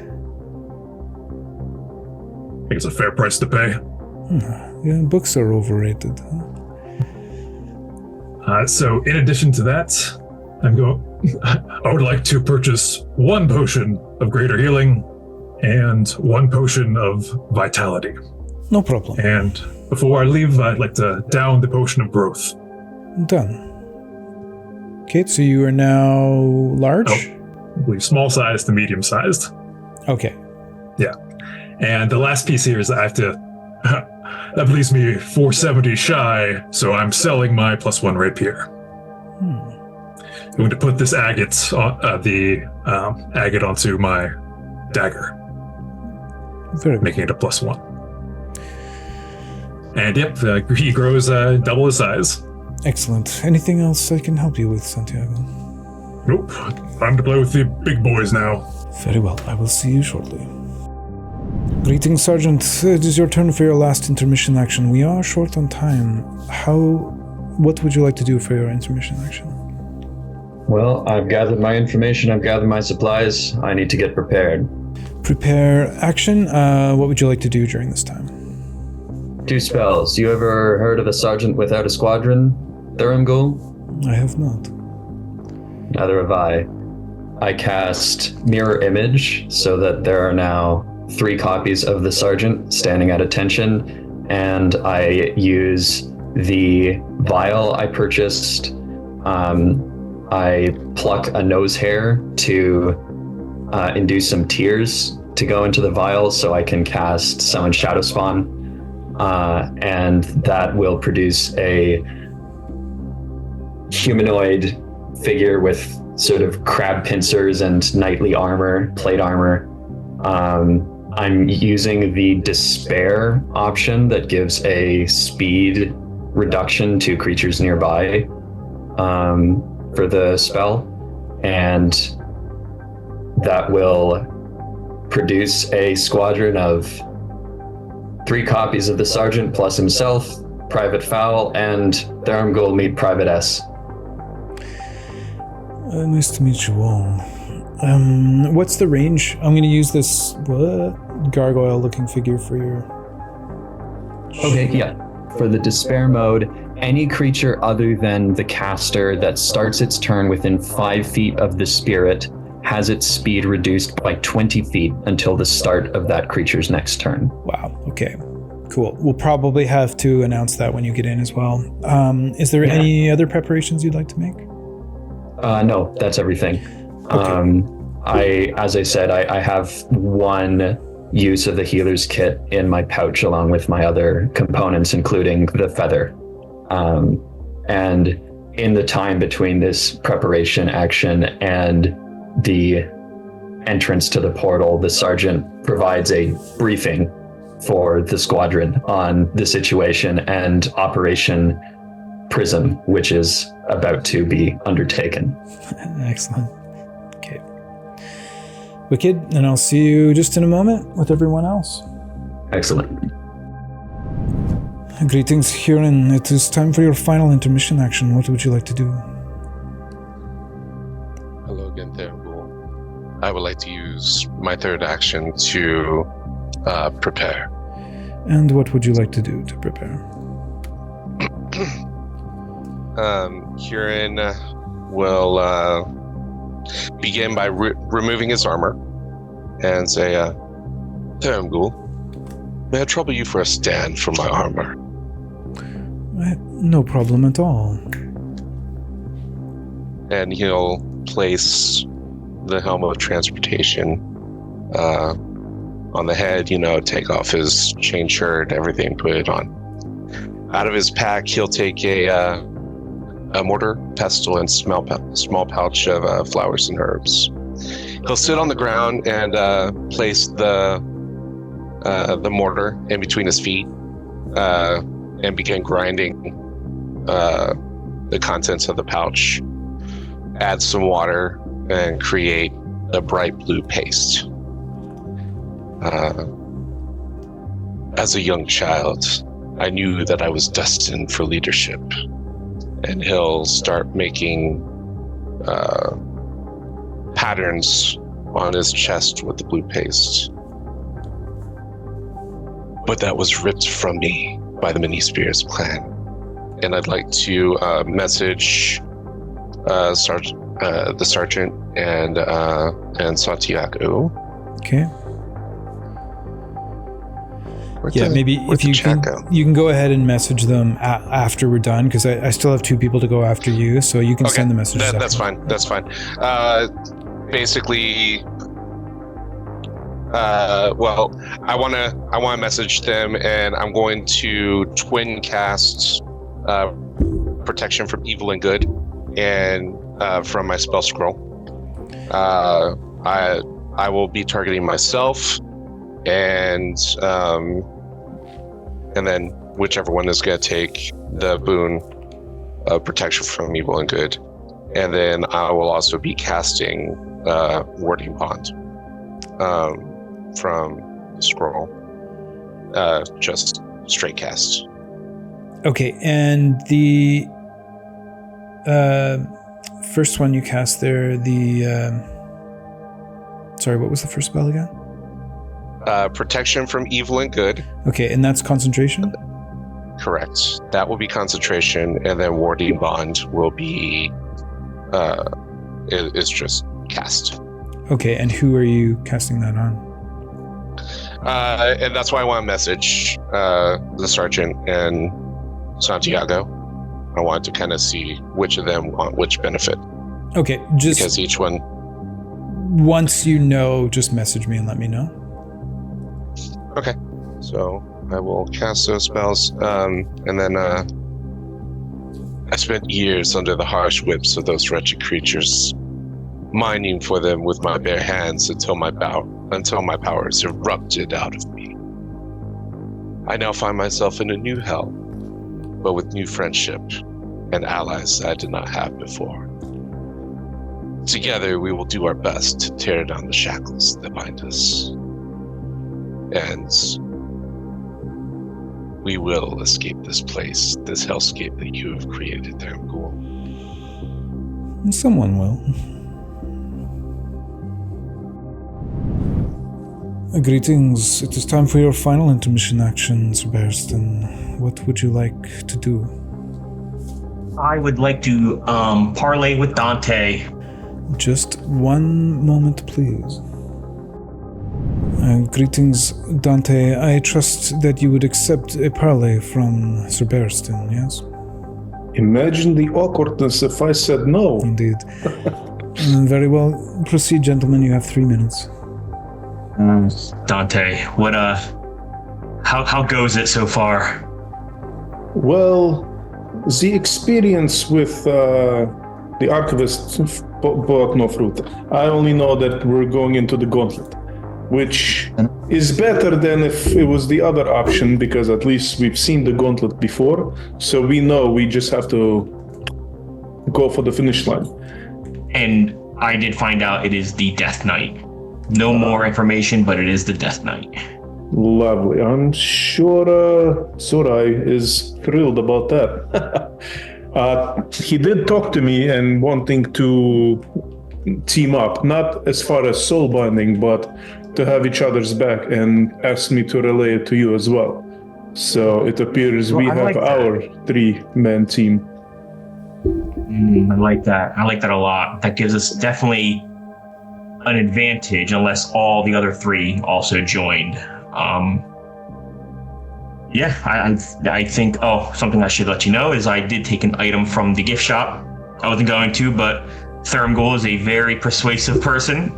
I did receive a negative to my strength and dex saves. But I have disadvantage. However, if I do my Giant's Might ability, that will negate my strength negative. It'll just be a straight roll. So I got another armor. We got the Agate of Defense. So That a little more was beefy. you. I was thinking about getting that one. You took it first, but okay. Is it permanent or just for the It is round? permanent. I got a Okay. permanent. Okay, well, assuming we survive this round, perhaps in the next one we can use the remove curse and try to Yes. get rid of the debuffs. That's my intention. That is what I purchased in the gift shop myself. I didn't buy the special items, but I bought the spell scroll, and I'm going to risk it and try to get rid of the one of my consequences. Okay. And Awesome. I also got the tattoo to give me magic missile. So no rolls or chances of failing unless somebody wants to waste their counter spell. If they want to do that, I believe that'd be a mistake. Yes, I agree, and that's the plan. Okay, I think we have our ideas. I think any targets you're looking at, the big threats we think. Zorai asked me that as well. I told him I would think maybe Santiago, only because based on my calculations, I think he has the most fate spheres. So that's always a threat. But like I said, I don't know how much room we'll have to navigate with the Death Knight And being in that is the... 3 minutes. I apologize. I was but- not finished. No. Correction. All right, so that ends that one. We just have one left for Dante. So I'll see you guys shortly. We're going to be starting live streaming here very shortly. Greetings, Dante. It is time for your third and final intermission action. What would you like to do? I would like to prepare action. I believe that's what it's called. Indeed. And what would you like to do to prepare? First thing is I would like to use my spell scroll and I'll remove curse and try to get rid of one of my consequences. Okay. And to try to get rid of the consequence that gave me the limitation on my highest level spell slot. Understood. All right. Remove curse. What level spell is it? That is a level 3 spell. I don't have access to it just yet. I only have up to 2, so I do have to roll for it. I believe it's DC 13 since it's 10 plus 3, correct? Yep, 10 plus level. Oh, all right, just what we need. Ooh. The fate is on your side. So that means that curse, that consequence of having to eliminate your highest spell slot of each level is now gone. And what item was that attached to? The Warhammer Okay. that I got from round 1. Sounds good. Anything else you would like to do to prepare? Yes, I would like to use one of my level 2 spell slots. I don't know why I'm saying that in character, but to cast Find Steed. Find steed. Yes. Okay, and narratively, what does your steed look like? Narratively, it will be a celestial... Well, the intent is to summon a celestial warhorse. Upon its summoning, it will not be celestial, it would be fiend. Fiend, okay. Sounds good. So the actual spell or ability is Find Steed? Find Steed, yeah. Okay. And the only stat that changes it is its intelligence goes from 2 to a 6. Anything else for you? That is all. In that case, the intermission actions have come to an end. I will bring everyone else back in to the Fate's End Tavern.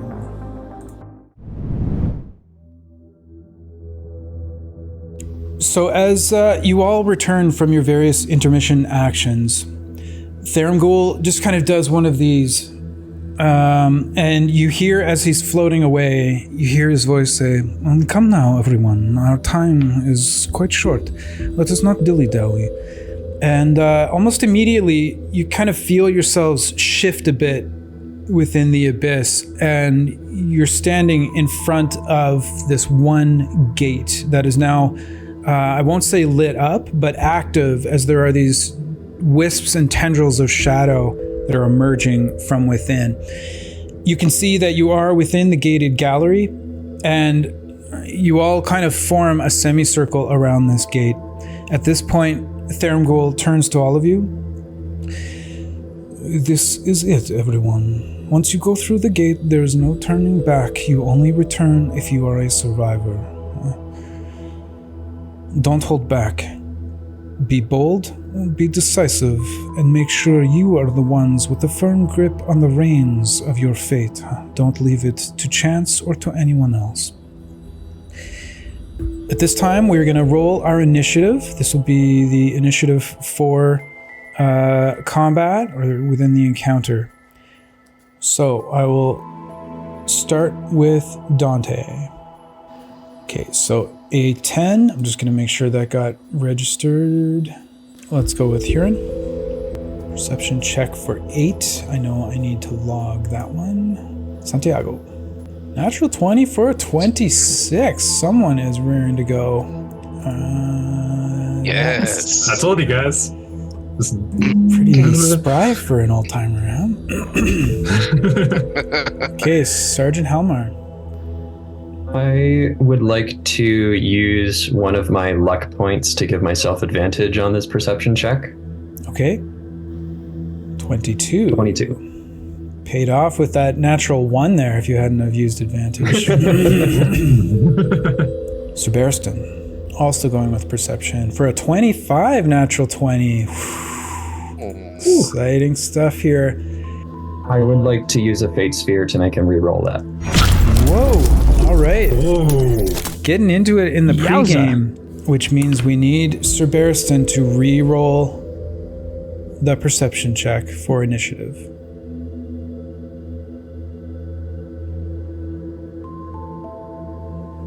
Oh, man. Oh. Let's go. Oh, wow. Wow. What it's supposed to Hey, be. What it's supposed to be. go. Hey, I'm not going to tell you the expletives that Sir Barristan Bell just used, but you can imagine that they were after the word shut the... Yeah. You can't make this stuff up, guys. Those are 20s that are happening right now. They're not happening later. Are those dice weighted? So having him burn those crits right now. I like it. I like it. Jeez. All right. No kidding. That worries me. Zerai, let's get to it. I don't know what to expect now. All right, here we go. 13 for Zerai. Okay, let me make sure that was grabbed. I can't believe what just happened. Yeah. At this point, in initiative order, so we'll start with Santiago. You guys are all standing around the portal. I'd like you to please let us know what's in your hands. Anything that you may have forgotten to mention that's changed with your appearance. And then you have your 6 seconds to address each other, Thermghoul, or the Eyes of Truth. So we'll start off there with Santiago. In hand, he's going to have a short bow, man empty. And as he's going to kind of look towards the Eyes of Truth and say, I heard you like gnomes. Hope you like this. And goes on in. All right, wicked. Sir Barristan Bell. Sir Barristan has his lion shield in one hand, and he draws his sword, his long sword in the other. Takes a deep breath and walks through the gate. Sergeant Helmar. The sergeant has his shield in his left hand and an empty right hand. He's got a pouch that's sort of the drawstring is tied to his belt for easy access with a variety of clutter inside of it. You're not sure what exactly. And he's got a long sword on his in a scabbard on his right hip. And as he goes through the portal, he says, gesturing to the chicken that's walking around near his pack, hey, keep Private Fowl off of the painting if you can. If she gets antsy, feed her some of my rations, and walks in through the portal. Zerai.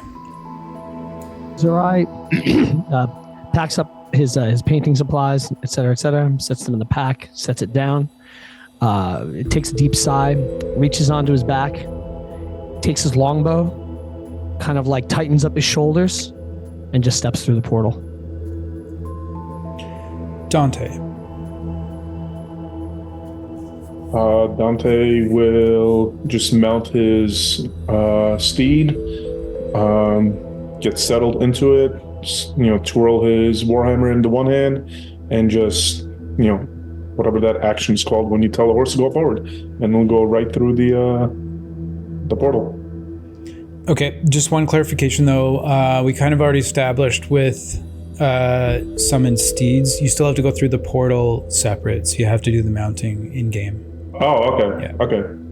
Sure, not a problem. Yeah, The horse won't go we'll through? re-examine that, but He's like, I gotta hop off. but that's what we did for the earlier episode. But okay, and sorry, Dante, what was in your hands? The shield in one hand, the warhammer in the other. Shield. And I have javelins on me and a couple of potions around my belt. Got it. Huron.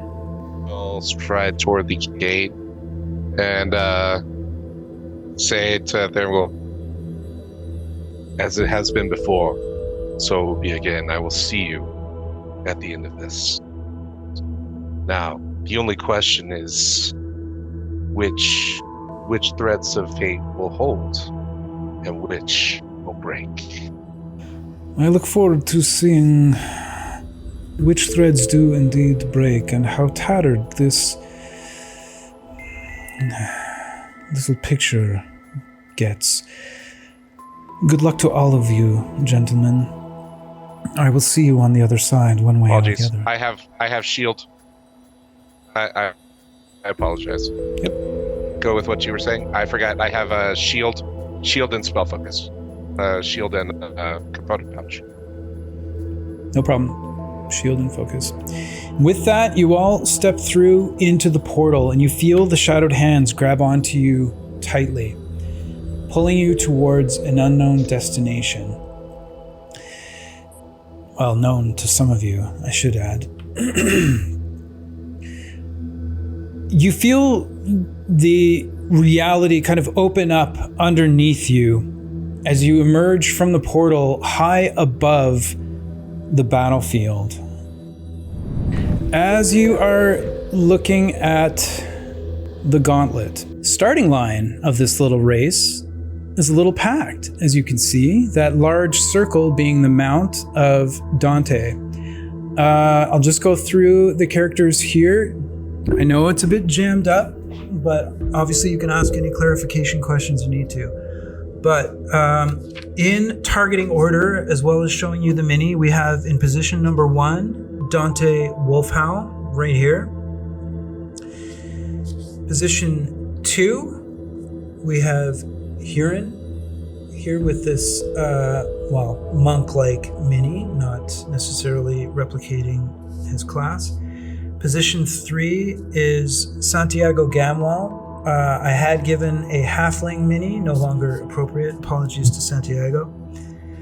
Then we've got Sergeant Gareth Halmer over here under this pile of rings with the red cape using this warrior-like mini, and behind is the creature that he has summoned, and I believe it was Summon Shadow, just for clarity for everybody. Summon Shadow Spawn. Yeah, okay. Then we've got Sir Barristan Bell here with his own custom mini that he sent, as did Dante, I might add. So this is Sir Barristan Bell over here. And then we've got Zorai in the center with the... this is extremely racist. I realize not all reptiles are the same, but that is more of a lizard folk, not a Huanti. Apologies. And of course, this figure here is the Death Knight Suvek Avarian. The layout of the room is very close to the way it was last time. The hallways are maybe just a slight bit bigger. Of course, these patches here are cubes of magical darkness. So the roof in this place is 15 feet high, and the darkness extends all the way to the ceiling. And then there are the patches of shadow in this kind of line all the way across. At the very end, you see 3 doors. that await those who choose to go through them at the finish line. In the middle is adventure, mystery, and terror. As you all appear, you see Suvek Avarian standing before you with a shield held high, just covering like the bottom of his metal mask that is down in front of his face. You see eyes glowing with intensity, and as you all kind of descend, he just watches each of you as you make your way down to the ground. When you all find your footing, he kind of just nods, draws a longsword, brings it up in a salute towards all of you, lowers it down, and begins to speak. I am Suvek Avarian, champion of the lost, first among those that remain, commander of the wanderers. I recognize at least one of you. The rest, I will face you with honor, and I trust that you will do the same. But make no mistake, one of you will fall before me, as I give you a lesson in combat. And this first lesson I will give is how to use your terrain and battlefield to your advantage. And with that, we will begin. So, leading us off, Santiago, it is your turn. All right. So Santiago pulls back his bow and says, "Let's ring the bell to start." Aims it at Barristan Bell and shoots an arrow. All right, starting off hot. Let's have an attack roll as Santiago attacks Barristan Bell. 18 to hit. Does that hit Sir Barristan? No, does not hit. Okay. First attack, arrow goes wide, striking the wall behind Sir Barristan Bell. Yes. As perfectly planned. I am going to put my bow away as a free action. Okay. You'll stay right here. Okay, no bonus action being used. In that case, it is Sir Barristan's turn now. So we are wasting no time. Before you declare your turn, Sir Barristan, I just want to let everyone know at home, we did discuss so amongst the rules committee, and I've already briefed the players on this, we're changing up the soul sickness a little bit. I just want to let everyone know how that's working. So it's now called soul decay, just so we can refer to it short as SD as opposed to SS. The way it's going to work is at the start of round 2, if you don't take an attack or a debuff or buff one of your allies or heal them, you earn a stack of soul decay right away. You have 5. If you get 5 stacks, then you're just dead. So we'll brief the Discord about this more later, but in real quick summary, this gives you 5 turns to do whatever you want, but without dying. Gives you a bit of freedom of actions, but as long as you are engaging with the game, attacking another contestant, debuffing them, or assisting one of your allies, you don't gain any ranks of soul decay. And when we get down to only 2 people remaining, soul decay is gone, even though it wouldn't really matter anyway at that time because people would be attacking each other in theory every round. Okay, so Sir Barristan, your turn. Okay, this is the second game I've been attacked unprovoked, so it's time to go at it. So bonus action, I would like to cast, or not cast, I'd like to use my ability of Giant's Might, become 1 size larger. Okay, bonus action, Giant's Might. So that increases you to large? That increased me to large. I have advantage on strength checks and saves, and once each of them turns, my attack does extra damage. Okay, there you are. I've put a green ring around you. You are now a 10-foot square. And how far is Santiago from me? You are now engaged with him. He was 10 feet away. There was a 5-foot square between you. Now you are engaged. I am going to attack him with my longsword. Okay, let's have that attack. 2 attacks. 16 to hit Santiago. That's a miss. All right, second attack. This time a dirty 20. That'll hit.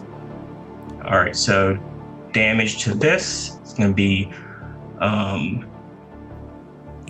10 points of damage, plus I am going to do an additional 1d6 because of my size. Okay. Now I also have as a feat, I have the slasher feat, so I believe now when I hit, that creature has a movement speed reduced by 10 feet until the start of my next turn. Okay, so 12 magical slashing, and I'm going to put a physical effect marker on Santiago, representing the reduced movement. I am going to stay right here, kind of harried with Santiago. That makes it Sergeant Gareth Hallmar's turn. And Sergeant, you are over here on the side. Okay, it looks like I'm pretty boxed in. Which directions am I, like, is there space for me to move? You're free to move forward into this square here along the wall. You can move to this one right in front of the Death Knight. You can also move down here diagonally between your summon and Huron.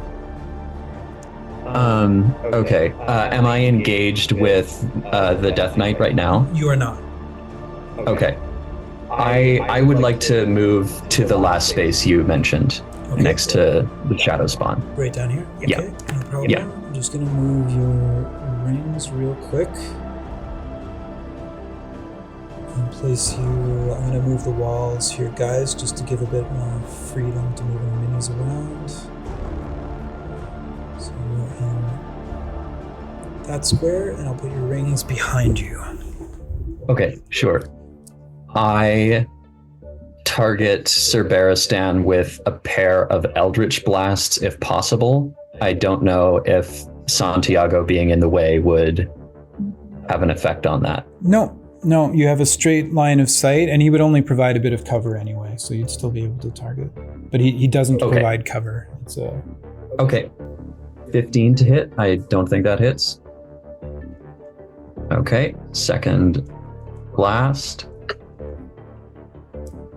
Also a 15 to hit. Okay. And the Shadow Spirit shares my initiative count and takes its turn immediately after mine. Is there a way for it to move and engage with Cerberistan? So since you are friendly to it, it can move through you as difficult terrain. So it could move into this square here and engage. Okay, I would like it to move there. All right, I'm just going to move this ring on Santiago. Yeah, so the Shadow Spawn makes a melee weapon attack with a plus, it's my spell attack modifier, which is 6. Okay. 17 plus 6 is 23 to hit. Does that hit? Oh, yeah. Okay, so that's 7 cold damage to Cerberistan from the Shadow Spawn. Okay, just for clarity, because we talked about this during your prepare, there's a type of spawn that you chose. Is that effect passive, or does it have to be? Do you have to use it like deliberately? Passive. It's passive. Okay, so is there passive. An effect on that? Not yet. Okay, sounds good. So that's it for the two of you? Yeah. All right, that makes it Suvek Avarian's turn. And you just see his head kind of like tilt just a little bit as he braced himself for a wave of attacks, and none came. And he, true to his word, wanting to deliver a lesson on use of the terrain, is going to step back into the shadow and disappear. So that's the end of his turn. That makes it Zorai's turn. Why can't we be friends? Anyway. And Zorai, for clarity, you were right here. You have Dante to your left, large Sir Barristan to your right, a war horse directly in front of you. Well, I really wish we weren't ganging up. I don't like that at all. I am going to close my eyes. Zorai opens them and just says, "Meridian, guide me." And he's going to take his longbow and he's going to set his sights on Santiago for initiating this non-adversarial combat versus the Death Knight. Okay, so from where you are now, taking a shot at Santiago, I'm just going to say that he has +2 to his AC for cover because of the creatures that surround him. But go ahead and make your attack roll. As a bonus action, actually, I'm going to use Kensai Shot, which allows me to add D4 to any attack rolls that are successful. Okay. To the damage, I mean. Kensai Shot? There we go. Yep. 25 to hit Santiago. Hit? All right. So, let's see. I'll do the damage first. So that's 8, and then I need to roll another D4. And this is, does Kensai Shot make it magical? Not that it really matters, but... It does not say that. Okay, so 11 piercing? So it would just be... Yes. I'm going to use Uncanny Dodge to half that damage. Okay, Uncanny Dodge reduces it to 5, and that was your reaction, Santiago? Yes. Okay, reaction used. And then I'm going to make a second attack. 14 to hit. 14? That will not hit. Okay. And that is the end of my turn. Dante, it is your turn. And you are right here. Yeah, so it's half my movement speed to mount the horse, right? That's right. Yeah, half your speed. But the horse is engaged with everyone, right? So Zorai is engaged, Sir Barristan, Santiago, and technically also Huron. Okay, so I'll mount it using half my movement speed, and now that I am engaged, I will swing my hammer at Santiago since he attacked unprovoked my teammate. Okay. Attack Santiago? Listen, someone's got a cynic Lusitania, you know? First one I'm assuming misses, and then second hit. 18. 18 matches. 14 total damage there. Huron, it is your turn. Huron will say, "I thought we all had an accord, gentlemen. We're going after the Death Knight. What is happening?" And seeing where Suvak went, I would like to send 2 Eldritch Blasts into the shadow. Which square would you like to attack? There's 3 in the front, 3 in the middle, and 3 far from you. I believe that's going to be row 21. Okay, right here. Yep. And then I'd like to go from me 1 to the 3rd square back Right. along that row. Okay, go ahead and make Yeah. attack roll at disadvantage. Your Eldritch Blast enters into the darkness, and then you lose sight of it, have no idea whether it hits anything or not. But then a second later, you hear it impact against some sort of solid surface that, by your experience, you would say was further away than where you aimed. Can we hear things through the darkness or no? Pardon me? The last time that this room was run, people couldn't hear things from within the darkness. Oh, yeah. Still That is a good call. I did actually forget about that. So you did not hear. So as soon as the blast entered into the shadow, it was just gone. All right. I will. This is unnerving. And Kieran would like to actually step forward 15 feet into the shadow. Okay. So as Huron goes to take a step, Sergeant Gareth, do you use an opportunity attack? No. Does your shadow spawn? No. Santiago, do you take an attack of opportunity? Nope.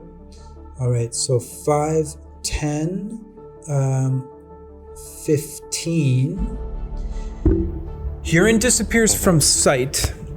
Huron, I need you to make a dexterity saving throw. As the second that you step in, you feel your feet start to give out underneath you as the surface appears to be very hard but very slick. Greasy, you might say.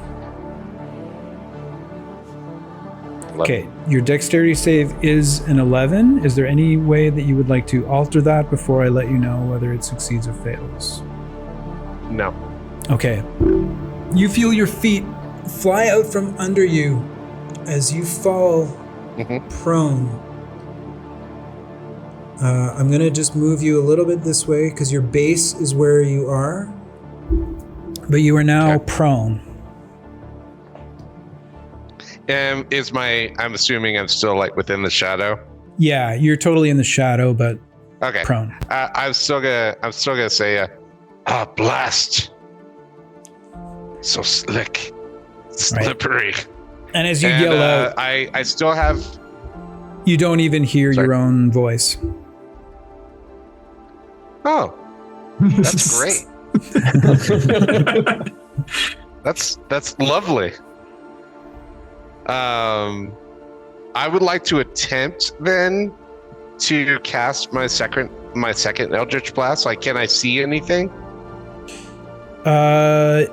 What vision are you using? What type of vision? I have dark vision. You don't see anything at all. You are actually technically blinded. The second that you went in there, you were blinded. Amazing. Magnificent. I love it. I'm still going to attempt to cast Eldritch Blast. It is verbal. But it was already on this turn that you cast it, right? You get 2. You get when 2. You okay. Oh, you're moving. All right. Yeah. Where would you like to aim? I'm gonna aim just straight ahead of me, 2 squares.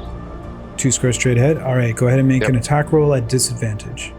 Josh did mention that it requires a verbal component. Is that a problem in the silence?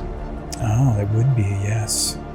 Good call. So that second blast, you're just not able to activate the arcane energy as, even when falling, you couldn't hear your own voice, as this appears to be an area of silence.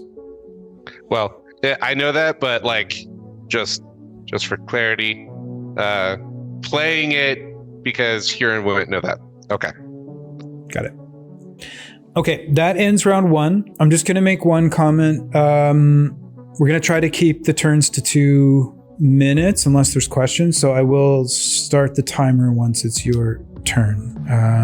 That's the end of round 1. We're going to take a break at the end of round 2 unless someone desperately needs to take a break. Okay? Everyone good to go? top of round 2, the escape room is now active, and soul decay is also active. So you would gain those ranks on your turn. Actually, no. It would accumulate at the end of the turn, is what I think we're going to do for now. Yeah. Santiago, you are first up in round 2. Gentlemen, I believe there's some kind of misunderstanding here. He's going to pull out his amethyst dagger and stab the horse. All right, go ahead and make your attack roll. Fuck the horse do. Gonna be a 22 to hit the horse. Yeah, I think he gets it. I love everything about your character's personality, man. Thanks. So using Rockish Audacity, that's gonna be a sneak attack. So Who stabs a horse? usual damage, just a D4 plus 4. I'm sorry, D4 plus 5, so that's 6. I'm at large, so that's an additional D4 on there. 2, that's 8 total. And now let's do the sneak attack. 8. Yeah. It's for 20 total magical piercing damage. Wow. How do we roll for the hit points on the familiars, or it's the whatever straight number? It's just the average. Yeah, the straight number. Okay, so 20 damage would kill the horse. Wow. Okay. With the horse going down, I believe it's a dex save for the rider. 13's very close, so I do want to just look that up. DC 10, and does DC 10 lets you land on your feet, correct? So you're not prone, I believe. First time using horse, I'm not sure. Okay. He says that's correct. I didn't even use the horse. I just got up on it. It's essentially a really good chair. Okay, where do you want to appear in this, in the 4 squares that your horse occupied? I will be engaged to Santiago. Engaged to Santiago? Okay. Yeah, whatever box that is. You could be here or here. There. There? Okay. All right. You will not, because I'm going to use my bonus action disengage. Okay. And I'm going to run into the shadows. 5, 10, Ooh. 15. Oh. Okay, as you enter into the darkness, I need a dexterity save from you, please. Okay. A 10. Would you like to alter that or stick with it? I'm going to stick with it. Okay. You two feel your feet fly up in front of you as you are blinded and deafened, and the loss of those senses really does a number on you, and you feel yourself thud onto the ground as you are now prone. Sir Barristan, it is your turn. Hey, I'm gonna turn to Sarge. I'm gonna I'm make 2 10 attacks feet away against from him. you. I'm just even with me in large size. Yeah. Yeah, there's the shadow I spawn is in will- between. Yep. Then I will. I guess I can't see. Get within melee to like the top of the. I guess above where the shadow spawn is, like between Dante and the shadow spawn. So you can go there, but you would have to squeeze, so it would count as difficult terrain, but you can move into that spot or through it. Can I get to one spot diagonal from me? Would that put me within 10 feet of him? So one spot diagonal from you. I mean, you could go here, but you would have to squeeze, and then you could continue your movement to get here if you would. Yeah, let's do that. Okay, so you want to squeeze into this Yeah, I just want to area? get within 10 feet of. Yep. All right. So that occupies or uses up 5, 10, 15, 20 feet of movement to get you there. Yep. And then I would like to make 2 sword attacks against Sarge. Okay. 14. Not as high as my AC. Okay, swing again. 17. 17. Also not as high as my AC. Actually, We need to roll for each of those attacks to see if it targeted the sergeant or one of his duplicates. That is a good point. Yeah, so sergeant. So the first d20 roll is an 11. The attack targets a duplicate on a 6 or a higher. Yep. And the duplicate AC is 12 for me. So the first attack roll was 14, right? Okay. So one mirror image is destroyed. Removes one duplicate. I'll roll the second. 17. Okay. And so that will remove the second duplicate. There's one left. Okay. I'm going to do action surge. I'm going to attack twice more. Action surge used by Cerberus Timbal. Yep. So first Just is a mark that roll off. by the sergeant to see if it's going after him or... Yep. 15. It is the... with one duplicate, you must roll an 11 or higher. So this will target the final duplicate. 13. That removes the duplicate. Mirror image is no longer active. Okay. Second attack. 16. Guessing doesn't hit. That is not as high as my AC. Okay. That is my turn. Then it is the sergeant's turn. Whoops. So the commands to the summon I have are verbal. So on his turn, the sergeant says, "Scare the crap out of him," and he's moving. First 5 feet diagonally between Dante and the shadow spawn. Okay, so you move to here. Yeah. And I take the disengage action, so I can keep moving without provoking opportunity attacks. And I'd like to move diagonally between Dante and Zorai as my next 5 feet of movement. Yep. And then I would like to attempt to move into the space of the shadow where Santiago went on the left there. Okay. Yep, so 5, 10, 15 would get you here. Yeah. Santiago, do you allow the sergeant to pass through you or? Yes. Okay. So 5, 10, 15. Would 20. he know that somebody's approaching him in blind and deafened area? Well, it's more that he's stepping on him. Okay. I recognize this foot. So you would get to here, but Dante, I have to give you first of all, Zorai. No, hold on. Oh no, you used your disengage. Right? So you would end up here. I use my disengage action. Yeah. So this is good here for you. Just right past Santiago. Yep, that's all my movement for 30 feet. Okay, and what vision are you using? I'm not using any fancy vision, so I'm blinded right now. Okay, got it. There we go, folks. The intention with the spoken command to the shadow spawn is on its turn, it will use a special action that I can declare next, because that's it for the sergeant. Okay, so yeah, it's now your spawn's turn. Yeah. Is it engaged with anyone at the moment? It is currently engaged with Cerberus. Okay. I would like for it to use the Dreadful Scream ability, which it can use once per day. And so each creature within 30 feet of it must succeed on a wisdom saving throw or be frightened. Now I'm presuming that the people who can't hear the scream won't be affected by this. Is that true? Oh, fuck. Yeah, I would agree with that. I have another direct rules question, and I apologize for interrupting. Sure.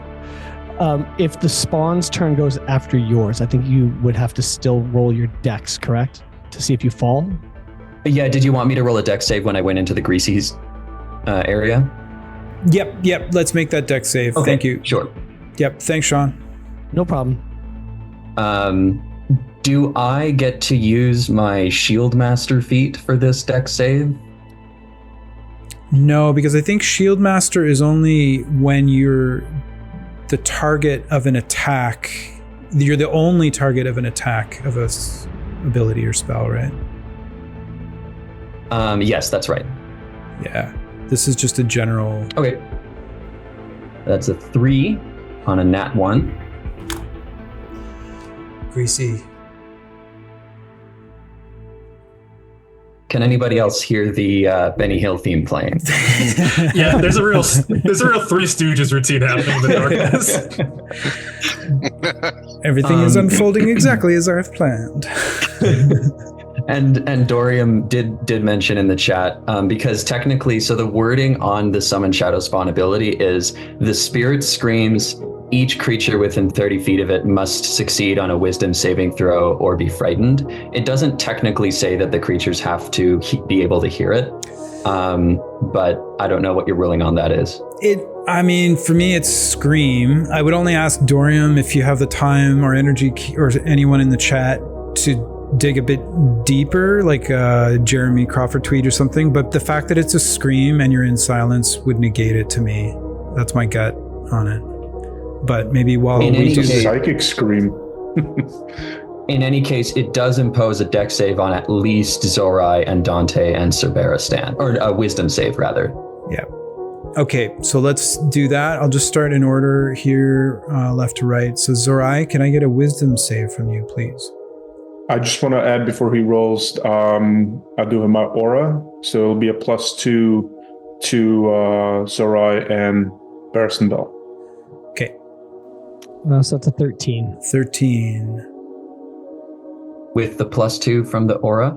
Yes. Okay, so that is insufficient. Okay. What's the DC on that? Should we wait for everybody to roll before stating the DC? Yeah, so if you have anything that can affect the saving throw, is there anything you want to do to affect your roll? No, okay. We're good. All right. Then next up would be Dante. Okay, that succeeds, I imagine.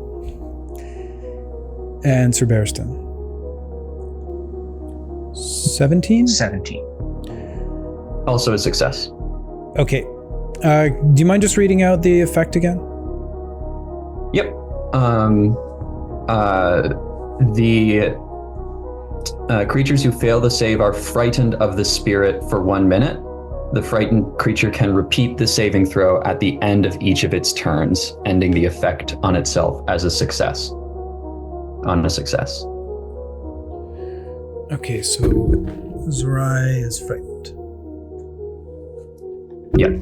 And the creature, the shadow creature moves 5 feet between Sir Barristan and to be between Sir Barristan and Dante. Just 5 feet forward towards the shadow. I think we're standing right next to each other. Yeah. Engaged with both, you mean? Engage with both of you. Exactly. Oh, okay. Yeah. Okay. All good? Okay. That makes it the Death Knight's turn. He is going to do something this time. So this is the targeting die to see who he will go after. So it is a 4, so it would be going after the sergeant. Dorian just wrote in the chat that he thinks regardless they'll still be able to hear it. It'd still be what? Or sorry? regardless of the ability to hear it. It affects them regardless of being able to hear the scream. That's what, based on the chat, he's saying. Okay, then. Then we need a wisdom save from Huron as well. And Okay. Santiago. And does it affect you? Yeah, it does. Okay. 15 over here. Okay, is that, you want to stick with 15? Yep. Is that a fail, Robert? No, it is a success. Okay. Huron rolled a 12. I think that is a failure. Frightened. And yourself. 14 with save as success. Okay, so you are not frightened. So, yeah, Huron and Zorai are not frightened. If Suvek Arvarian is within 30 feet of the creature or was within 30 feet of the creature, they would make a save as well. Okay, just let me We forgot about him. he was not. Okay. And, well, yeah, he was not. So that makes it his turn. So, coming around the corner, he will stop right here. I'm just going to read something really quickly. None of you can see or hear this, but he does start casting. Not that any of you can see or hear this, but Suvek kind of reaches his sword up into the air and drives it down into the ground. This magical blade piercing down into the floor as a burst of malevolent energy ripples forward. So this is destructive wave. Each creature within 30 feet must succeed on a Constitution saving throw or take 5d6 thunder and 5d6 necrotic and be knocked prone. So 30 feet would get Sergeant, Santiago, Huron, Dante, and Sir Barristan. I think the only two that don't get hit, 5, 10, 15, 20, 25, 30. No, the creature would too. Only Zerai is unaffected by this wave. Huzzah! In the right place at the right time. Or the wrong time, I should say. Do we still take thunder damage if we can't hear the thunder? So it's only in that area where it's effect. It doesn't cancel it out. It just like masks it while the effect is in that spot. Okay, so we'll do this in order then. I want to bring the rolls back. So the first person to be affected by this would be the sergeant. So I need a Constitution save, please. A Constitution saving throw, and this is a spell. This is a spell.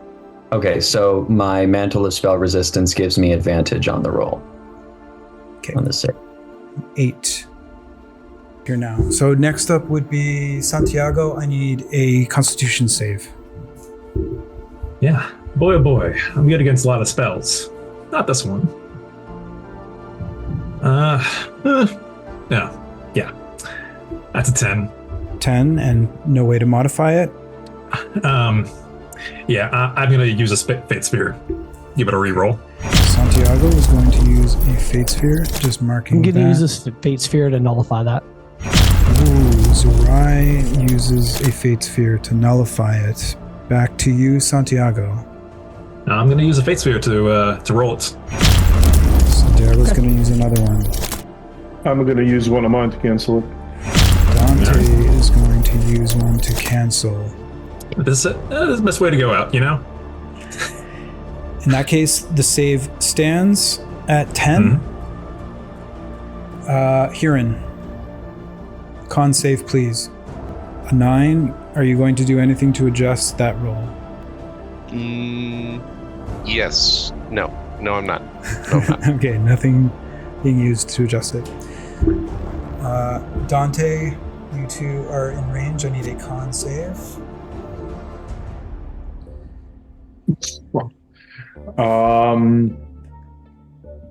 I'll Fate Sphere and reroll that. Roll. 5. I'll take it the way it is. Dante's taking the 5. Sir Barristan. 10 for Sir Barristan. Did we all fail the save? So far, everyone has failed this save. The creature. The Shadow Spawn. Yeah. The Shadow Spawn has a con modifier of 2 and no saves listed. Yep. It gets a 4 total. Ease. We're all about to be broloed. All right. So the effect of this destructive wave as this booming malevolent energy washes over all of you except Zerai. Yeah, because it does emanate from the Death Knight, so it would have to go through the wall, which it does not. Okay, so we got that straight. And just for clarity, even though there is silence and darkness between you guys and the Death Knight, that only masks the silence effect. It still would continue on past that.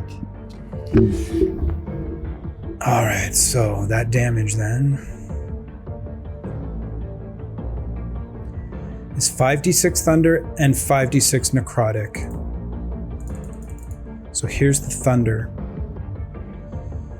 18 thunder and 19 necrotic. There we have it. So again, for clarity, the Sergeant, Santiago, and Huron don't take the thunder damage, but they're still subjected to 19 necrotic. I take half. But Sir Barristan and Dante and the creature would take full. It's now Zorai's turn. Yep. Concentration checks? Yes, good call. Sorry. Yeah, concentration checks. So just going through my list, Huron, I've got concentrating. So how much damage did you just take from that? 9. 9? Okay, so DC 10. Well, con save, yeah, DC 10. Yeah, you got it. So you're still concentrating. I also have the Sergeant is concentrating. The Sergeant is concentrating on Shadow Spawn. The Shadow Spawn failed the save, so it took all 30... 7. Is it? Yeah, 37 damage, and so it dies. Okay. Zorai. I believe that would remove my frightened condition, correct? The spawn's gone. Well, it's not within sight. Wait, I thought he said the spawn was destroyed. The spawn is destroyed. Does it remove the frightened condition? I'm not Because sure. I'm not afraid of something that's not here, right? No, but I think, so you still get to make your save because the way it's, correct me if I'm wrong, but I think the way that it's worded says you're frightened for 1 minute, or if you make the save, is that? Yeah, but it's inconsequential because the effects of fright are firstly that the frightened creature has disadvantage on stuff while the source of fear is within line of sight, which it isn't. Right. And Zorai can't willingly move closer to the creature, which again, he's not going to. Yeah. So we will just take it off anyway. Yeah. Solved. Thanks, guys.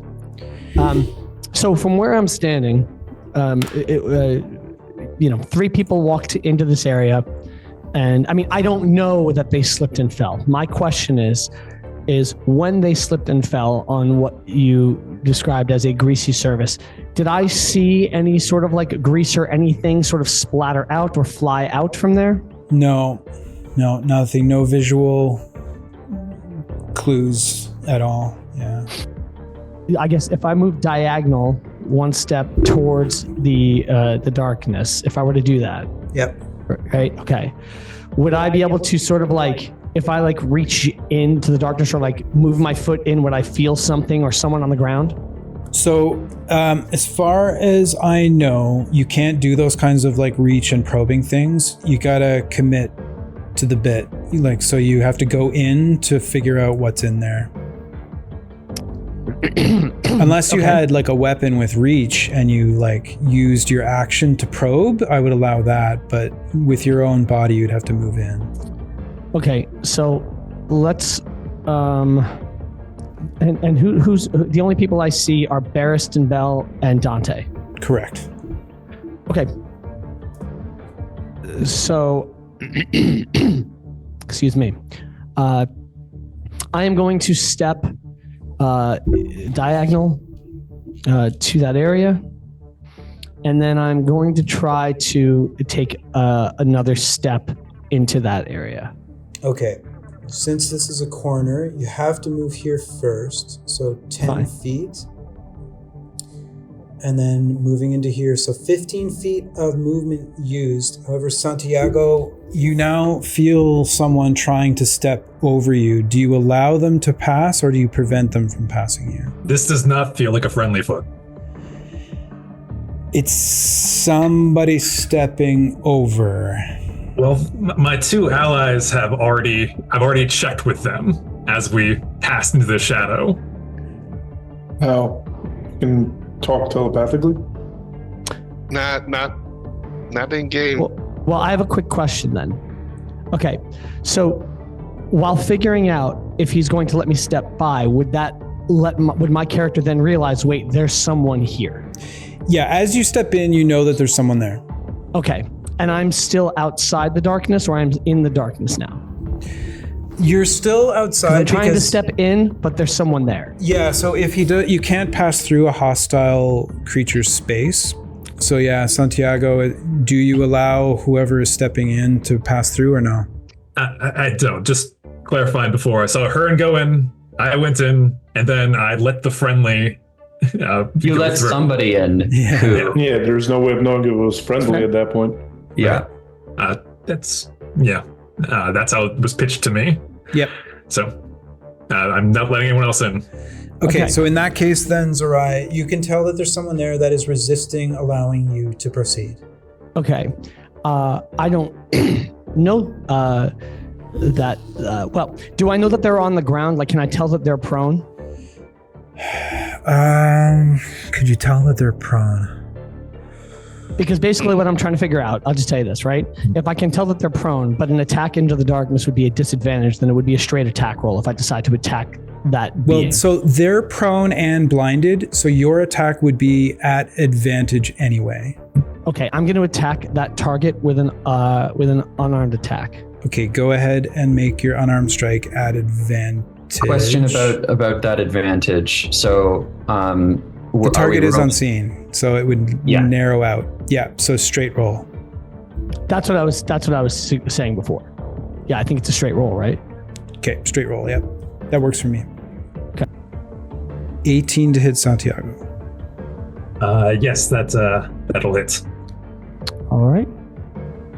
So that'll be 9 bludgeoning. And then I will make a second attack. Second attack, yeah. 9 is not going to do it. Okay.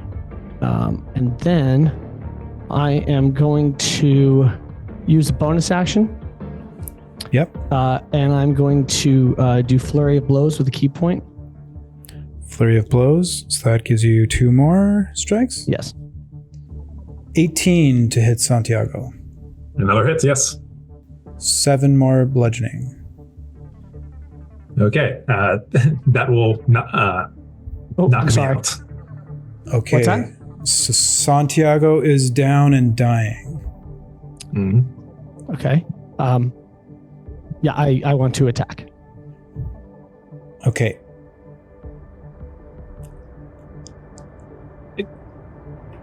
I'm sorry, wasn't that an attack there? Yeah, I'm rerolling. Yeah, I'm rerolling it with the Fate Sphere. Oh, Fate Sphere used on the 8. Okay, so the 8 missed. Fate Sphere used from Zerai. And then because it is he's unconscious, it's an automatic critical hit. So that would be 2 death save fails to Santiago. And then I am going to move back to where I was. Okay, you move back. Dante, your turn. All right. So Dorian did mention that we should be prone because we failed it. Oh, the other 3 in the shadows, Dorian, you're on I don't know fire. they're prone, but they are prone. We were already prone because we all tripped and fell on our way. Yeah. So me and Barrison are prone. But you can put me back up, half my movement speed. Yep. That was 15. Bonus action, I'm going to use Potion of Healing. Bonus action, Potion of Healing. Go ahead which and is roll. 2d4 plus 2. Yeah. That's 7. Keep it Now, real. I saw Zorai go into the shadow. I don't know what he did in the shadow, but then I saw him coming out of the shadow. You I didn't didn't see him actually go step in because he into the did shadow. not go Oh, he in. wasn't. So I saw him pummeling or kicking or doing whatever. Yeah, you saw him All right. striking into the shadow.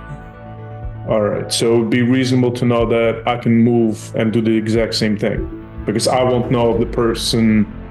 I mean, I'm assuming he's not just hitting the floor, but so he's hitting something. So I will move forward and follow suit. Yeah, I mean, you wouldn't know who it is, but Right. you would assume there is someone in range. Right. So I'll go there and I will attack. That's a straight roll. Straight roll, yeah. Okay. 18. For someone that really contemplated putting on a shield today, I really messed up. I messed up big time. There's so many 18s at me, and including this one, my last 18 to hit. Okay, 18 does hit, so that would be another automatic crit. So I would ask Santiago, do you know of anything, Adam, do you know of anything within the rules of Crucible of Fate that could save Santiago at this time? There's nothing left. Unfortunately, the loudmouth has found himself silenced in pitch darkness in a hole in the bottom of the universe. Okay. Any last words for Santiago? He thinks to himself, sometime I once heard the phrase, legends never die, but I feel like I'm dying. And that's it. Oh. Okay. So, Rip in peace. It's a sad time going out. Sorry, gang. Apologies for the levels of exhaustion and upcoming consequences. Okay, and just for clarity for everyone that knows, because they haven't seen the intermission actions, who were you soulbound to? Sorry. These two right here.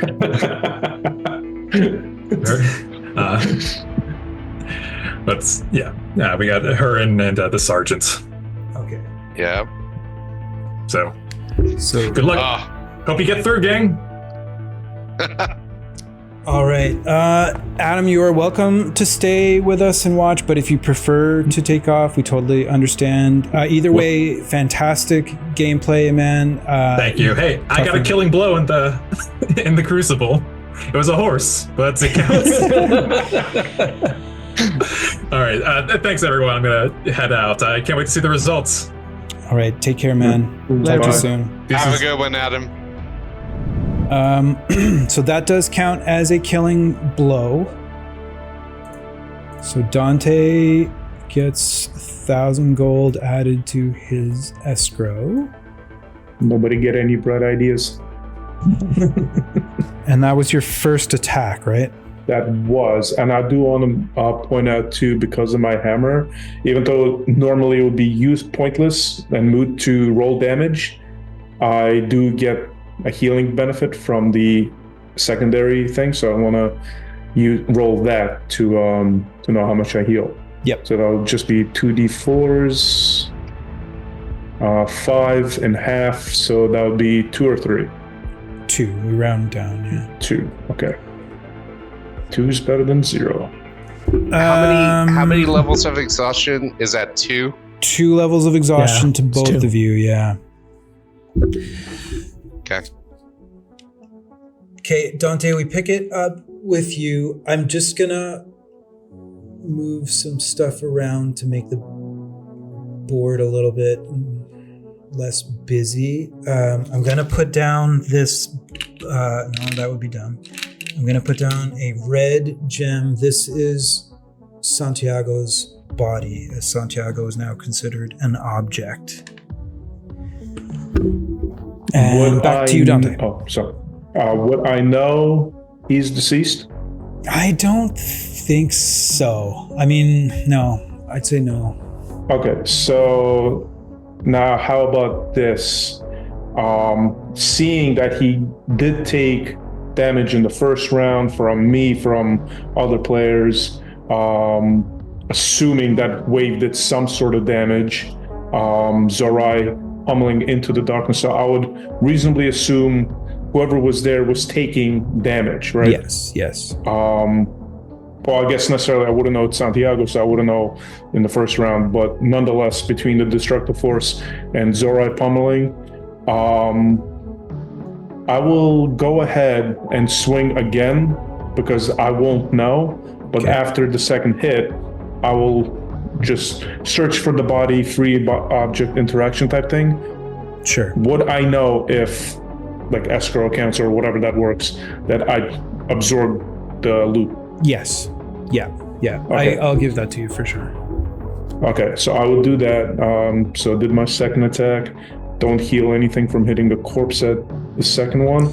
But And I would say, Dante, you would have to move into the shadow. I just beat a corpse. So okay. Yeah, because I won't know that he was dead. But once my 2 attacks, I will, But you'd have to step in Hands. to get the loot. Okay, so I will step in to get the loot. So 10, but now I have to DC dexterity or whatever? Yes, that's right. Greasy? Okay. Yeah. Dexterity saving throw, please. Unnatural No problem. 20? Yep, you feel yourself start to slip and slide, but you maintain your balance. Is there something in front of me? If I continue walking that way? You don't know. Oh, that's true. I will attempt to move 5 more feet. Okay. In that case, you do feel that there is something in front of you that is alive. Okay, but I can't stand there, right? Obviously. If that's the case, then I end my turn. I have nothing else. Because Dante would have to end their turn if they occupied that space in the space of another creature, which isn't possible. Right, exactly. Yeah. So Okay. we'll just leave him here, and I'll put the blinded condition on him. Okay. Okay, Huron, it is your turn. You feel this bond that you have formed with your companion torn away from you as it causes 2 levels of exhaustion within. You are prone, blind, and no longer effectively frightened, so I will move that. So it's your turn, Huron. What would you like to do? Huron thinks to himself, well, I wonder who that was. I hope it wasn't the sergeant. And I would like to use half my movement to stand up and attempt to continue moving toward the exit of this area. Okay. So half of Huron's movement right now is 7 of his 15 feet. Why is my speed halved? Because of the second level of exhaustion. Yeah. So you can move 1 square forward. Amazing. Just a question. Is that difficult terrain? It's yeah, that's a good point. Let me just double check. Because if it is, then it would be 3.5 feet of movement. I didn't have it written down as difficult terrain, but I did want it to emulate. By the way, Huron, I'm not trying to give you a hard time. I'm just checking. No, but you're fine. No, I'm not offended. This is fine. Okay. I just want to double check. All right, dude. Because I wanted it to emulate. No, you're good, Sean. No worries. Thanks, man. It is difficult terrain, which means it takes you 2 feet for every 1 foot of movement, and you only have 7 feet. You need 10 to be able to move that square. So all you could do is stand as you struggle to get back to your feet from fatigue.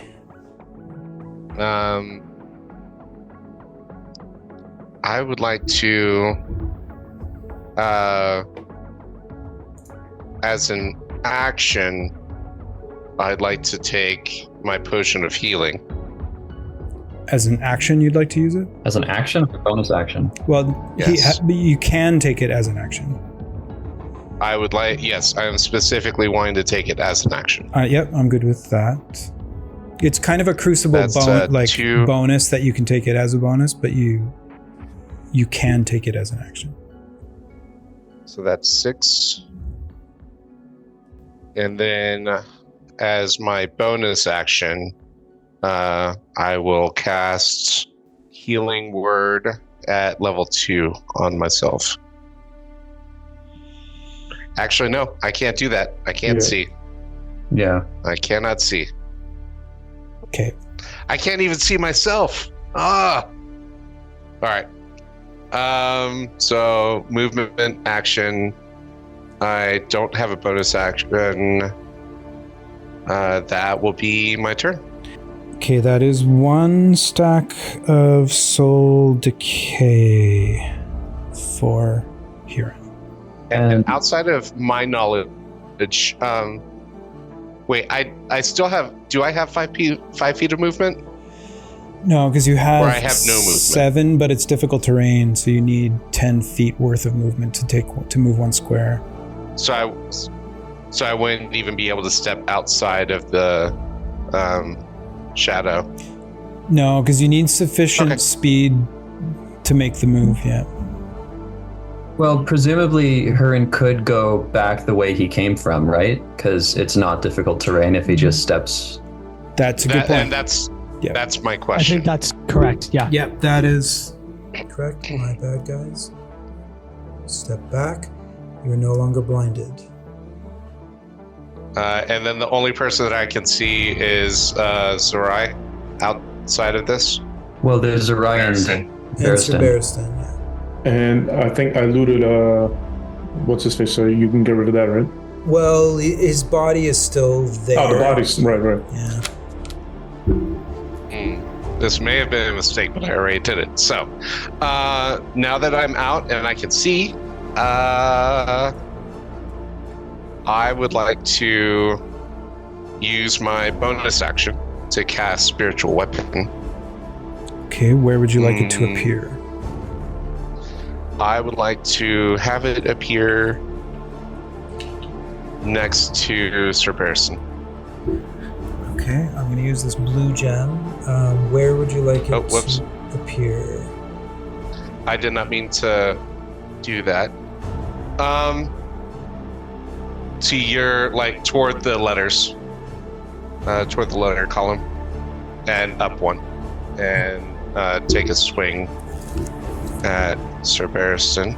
Okay, because I don't want a level of soul decay on top of all the other things I have going on. Okay, so it's at advantage because he's prone.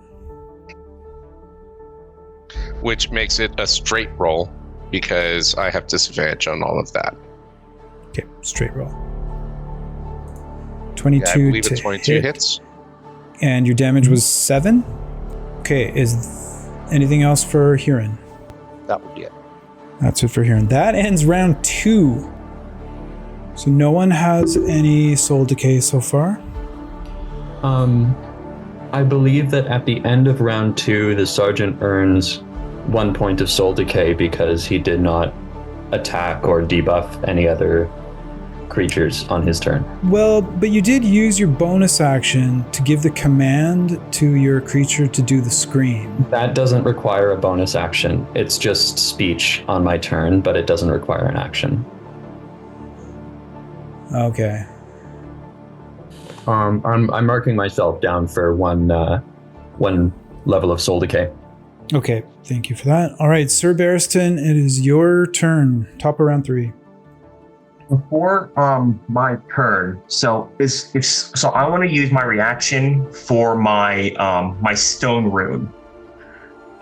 So what this is, when a creature you can see ends its turn within 30 feet of me, so Huron just did. Yeah. I can use my reaction to force the creature to make a wisdom saving throw, DC 13. If he fails it, the creature is charmed by me for 1 minute. While charmed in this way, the creature has speed of 0 and is incapacitated, descending into a dreamy stupor. And the creature can repeat the saving throw at the end of each of its turns. Wow. Okay. It was a wisdom save? Wisdom save of DC 13. Okay. Where's my popcorn? Yeah, just one note though, guys. When you are saying your abilities and stuff, just hold off on giving the DC because you're giving them the target with Okay, so go ahead, Huron. We need a wisdom saving throw. Okay. 4. All right, so that would be a fail. So in essence, you are charmed by Sir Barristan. That's how that works. Your speed becomes 0, and you said they become incapacitated? Yep, he descends into a dreamy stupor. All right. Still remains standing or prone?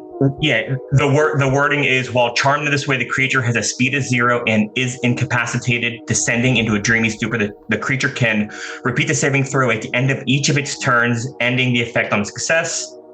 And I can't do this again until a short rest. Okay.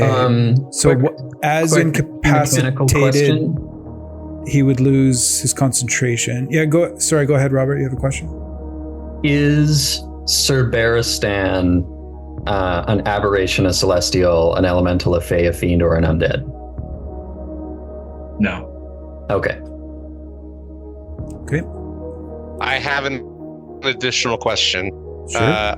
It sounds like from the ability, I'm not going to get additional saving throws like if I take damage. It's just like the end of my turn.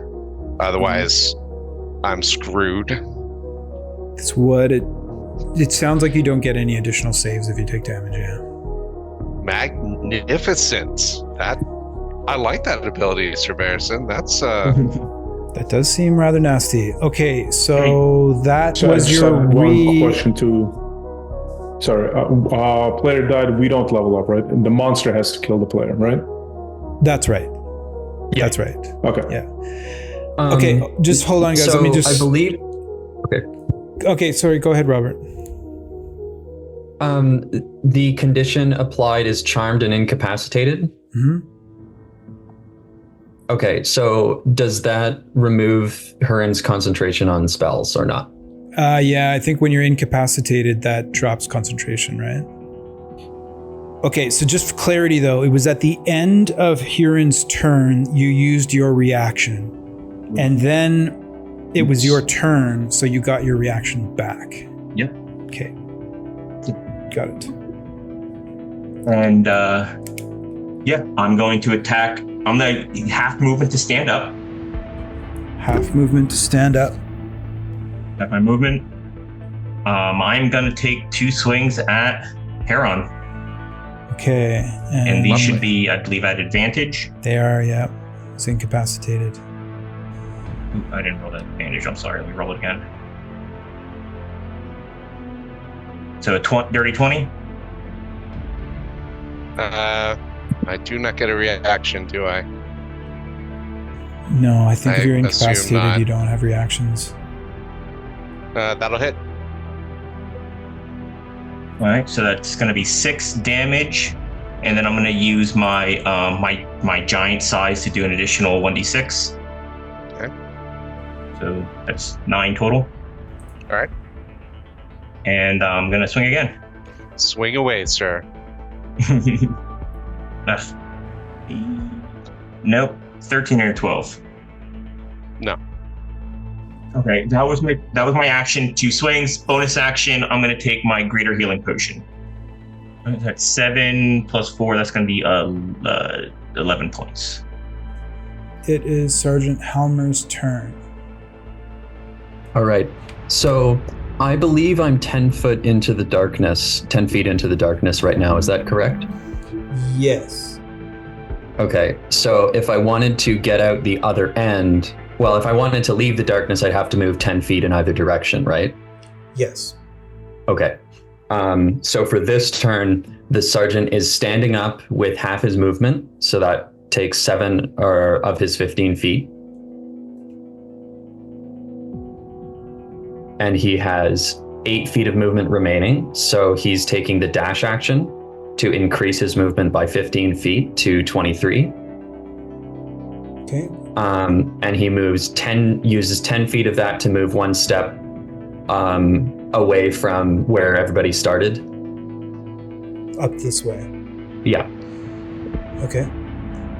And then another 5 to leave the darkness. Okay, sounds good. So just to here? Yeah, so that'll leave him with 8 feet of movement remaining. Okay. And I'd like to know if he can see Suvek Avarian at this point. Yes, you can. So he is standing right here. Okay. But importantly, at this point, the sergeant, it does not see Hurin, presumably. Correct. Given that it's on the other right. So he swears loudly to himself. Fuck, where are you?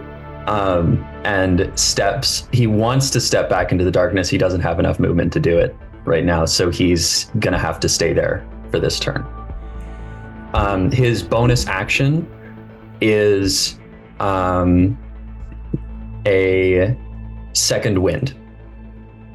Okay, second wind. So that's a D10 plus 1. So the total is 3 healing. It is now Suvek Avarian's turn. I will roll the targeting die. First roll is a 4 to Sergeant Halmer. All right, let's have it. He gives you a salute as he charges forward to here. As he goes to engage you with his multi-attack action. So he will make 3 longsword attacks. Okay. Straight rolls. First one to hit is 25. That hits. So that is 8 slashing plus 18 necrotic. Okay, I have resistance to all of that damage, I think. Okay. Then that would be 13. Yep. Second attack. 14.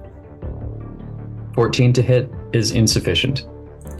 Third and final attack is a 13. Also insufficient.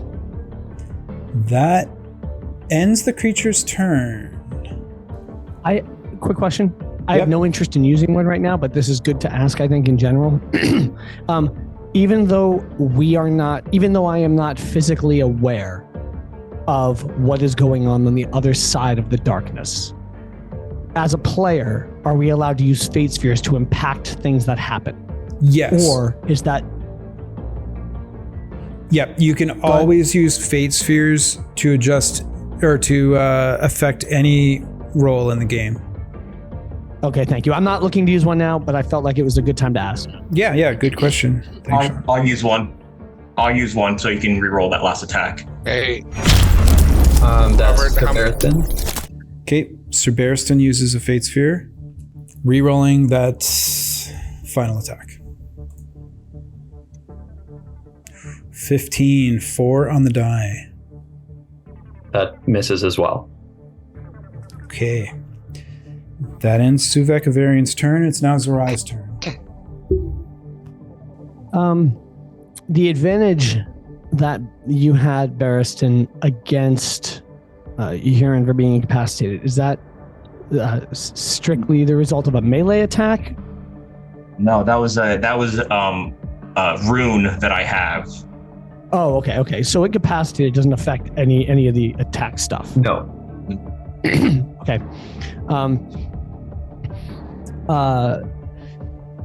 So seeing the situation as it is, Zarai kind of bows his head and looks back up and just mutters to himself, "One of us must stand, and one of us must fall." And I'm going to take my longbow and I'm going to attack Huron. Okay. That's a 13 to hit Huron. Okay. I will not hit. Does not hit. Okay. Okay. I am going to step up to him. To Huron? Yep. 5, 10. I'm going to move Santiago's body right here. And I am going to make an unarmed strike. Okay. 23. Oh, there we go. May I roll damage now? Yes. Okay. That's 9. 9 bludgeoning damage to Huron. And then I would like to use the key point. Okay. And do flurry of blows. Okay, so we have 2 more unarmed strikes coming in. 19 to hit Huron. Meets it, beats it. That'll hit. 9 damage to Huron. That will take me to 0. However, so I have a question about this now. Yeah. I would like to use my relentless endurance, my half-orc ability. How would that affect my dreamy stupor? Would that would going to 0 clear that out and then come back to 1? So I think, will I have to make the saving throw? I'm good either way. I'm just curious. yeah, just read out Relentless Endurance. I'm pretty sure it says instead of dropping you to 0, it drops you to 1. So you wouldn't actually I'm fairly sure you are correct. When you are reduced to 0 but not killed, you can drop to 1 HP instead once per long rest. Yeah. So you are still on your feet. Correct. At 1 hit point. I will attack him again. Okay. 22. That'll hit. 48. Which I think that would then bring you below 0, unless you have any other tricks up your sleeve, Huron. I do not yet. Okay. By my count, you do have a Fate Sphere left.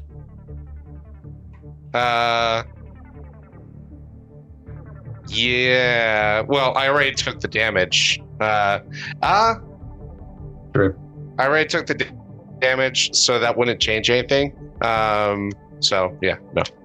I will go into test saving throws. All right. The good news is that I'm no longer under the effects of Cerberus and Bell's thingy. See, I'm just trying to help a brother out. Okay. Zerai, that's so thoughtful of you. I didn't like that you were just, bobbing and weaving there. Yeah. Okay, I do have a question. Yep. I do have a question. Sure. Would him just going unconscious get rid of the dreamy stupor that I have him in? What does it say? So it says, let me go back to the stone rune. While charmed in this way, the creature has a speed of 0, incapacitated, descending into a dreamy stupor. The creature repeats its saving throws at the end of its turn, ending the effects on a success. It says nothing about dropping when he goes unconscious. Then it would still be up.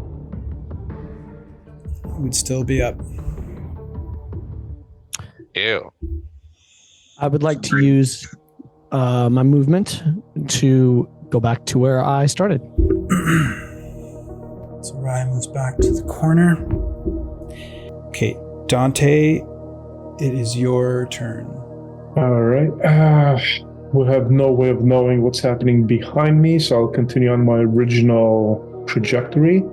I'll move as far as I can out. Well, not as far. I'll move out of the darkness, going for, I believe that's 20 feet.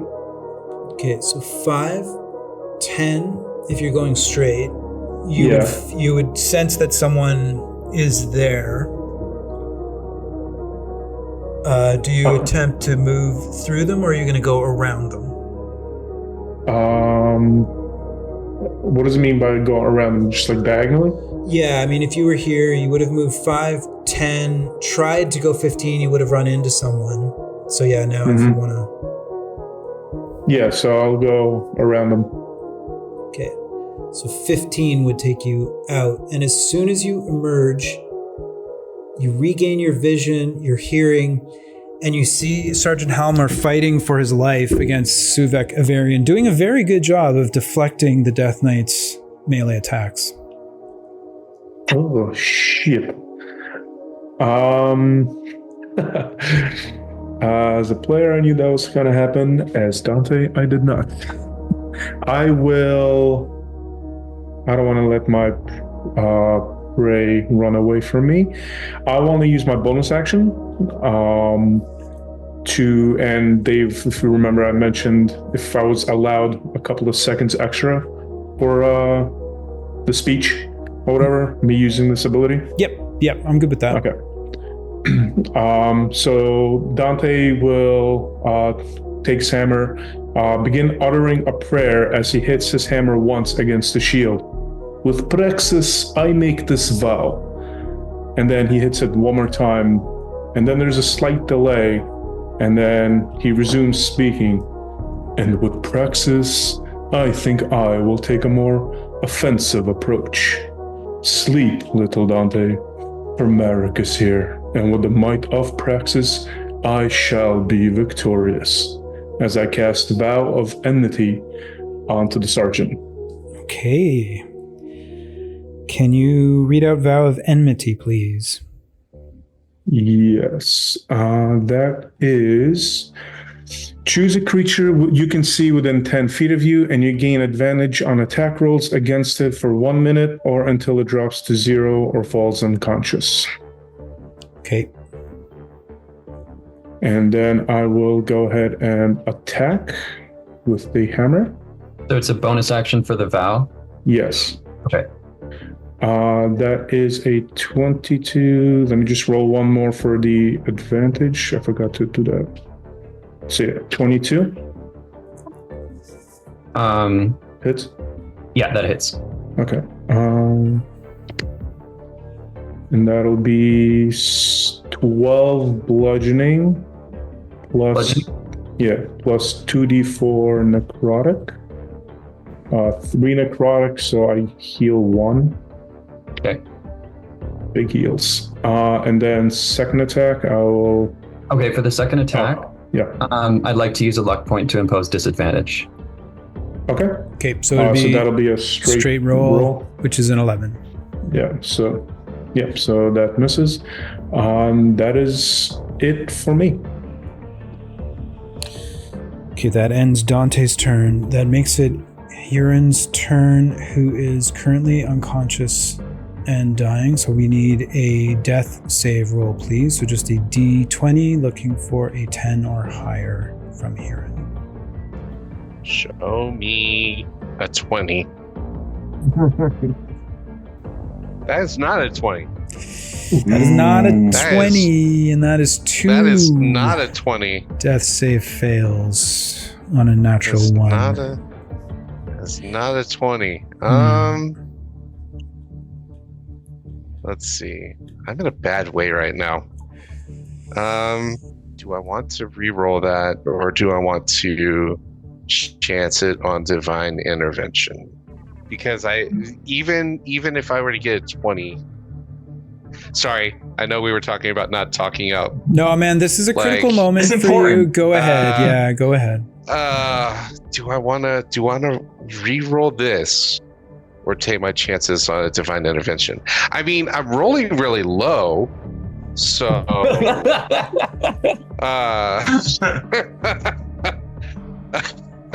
I'm gonna take the two failed death saves, and I will stay with the roll of 1. Okay. You do get to make a save. At the end of my I still get to make the save. Yes, that's right. And it was a wisdom save, I believe. I believe so. Yes. So let me just double check. It is a wisdom save, beat a 13. Well, I also have a lovely disadvantage because of all the things I have. So all of the things. All of the things. I make it. 14. Hey, now, there you 14. There you go. Okay. The good news is you aren't charmed. You're not in a dreamlike fugue state anymore. All right. That's amazing. That is nasty. That is a nasty ability. I like it. All right. And unfortunately, that does give Huron a rank of soul decay.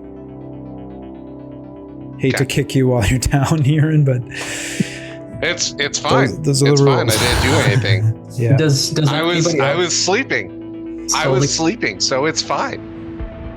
For this round. What's that? Sorry. At the end of the round, at the end of Huron's turn, does anyone else get soul decay? I think the sergeant does, because he didn't affect anyone on his turn. Okay, then the sergeant would as well. But like everybody else attacked, right? I'm pretty sure I've got. And then Sir Barristan attacked, Zorai attacked, and Dante attacked. Yep. That brings us to the top of round 4, everyone. So, Sir Barristan, you are up. Okay, bonus action. I would like to use Second Wind. Okay, so that's 1d10 plus 5. Plus So 5, 13. back. Wow. All right, and then I'm going to walk over to Huron. gonna whisper down to him. I said, I'm sorry, brother, but I must do this. And I'll take my sword and I'll jam it down into his chest. So there's an attack roll for that, right? Yep. It is On the at advantage, though. Do I still have my shield, or did I drop it? You are 'Cause it's unconscious. Your shield is strapped to your arm because you can't Well, drop it doesn't it. matter. That's a 20. I rolled a 20. That Dirty hits. 20. Okay. Sorry, I missed it. I'm just gonna go back. Yeah. Okay. So 20. I'll just do it there so everyone sees it. So that does hit, which is an automatic crit. I know you've been holding on to a fate sphere. So is there anything that you do want to do that could prevent Huron from dying? I would like to attempt with my final fate sphere, I would like to attempt a divine intervention. Okay, and everybody is currently at level 6. And before you roll it, for clarity, it's under, right? Not meeting, according to... Didn't we decide that it was meeting for a previous episode in this round? Okay, then let's go with meeting.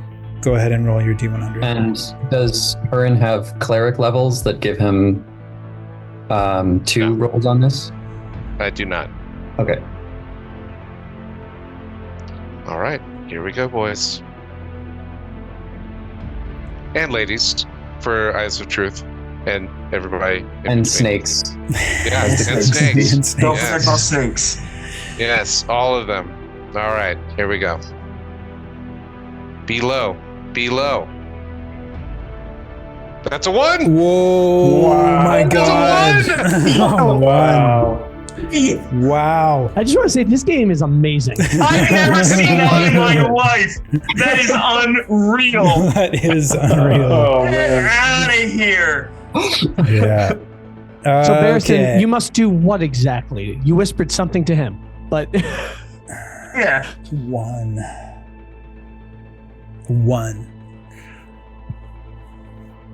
Well, definitely a success. Just give me a second here. freaking bananas. 1. Wow. Okay, it's probably best that I don't make something up on the fly. We'll just count that as a success for now, with the option to revisit later for the equivalent of a natural 20 on that roll. Huron, As Sir Barristan is about to drive, what weapon are you wielding, Sir Barristan? Sorry about that.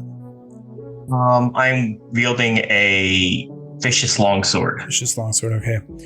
As you're about to cut down onto Huron, and you say, sorry, brother. Huron just kind of knows what's coming subconsciously and just lets himself go out to the universe. As he does so, there is a connection. As someone is clearly watching over Huron. Huron, what deity is answering your call? Iodon. Iodon. Okay. Iodon.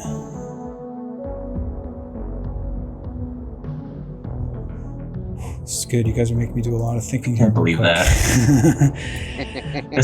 That's unreal. There is a great rending sound that those who are on the opposite side of the silence and the darkness cannot hear. However, Sir Barristan, you kind of go into slow motion as you're bringing that blade down to slash. It's kind of like everything just winds to a stop, and you're focused on him.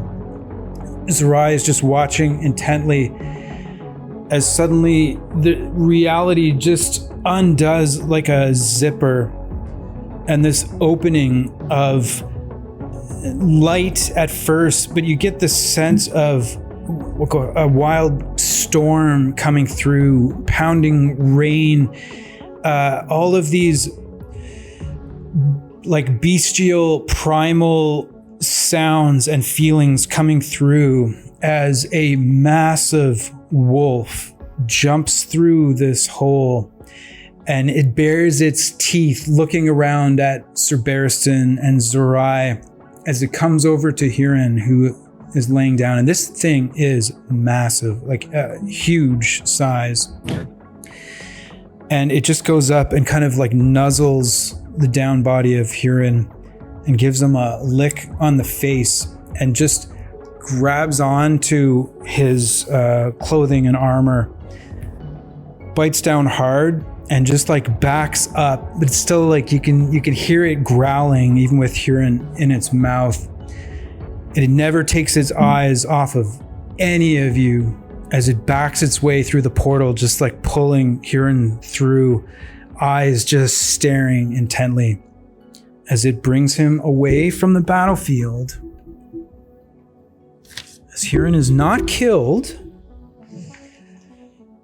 is brought to safety by this avatar of Idan, and therefore no additional levels of exhaustion are put onto the sergeant, and Huron is removed from the game and is on the reserve list. My question is, given that the sergeant is soul bonded to Huron, does this divine intervention provide any benefit whatsoever to the sergeant? Oh, that's a good question. You are the lack of 2 levels of exhaustion.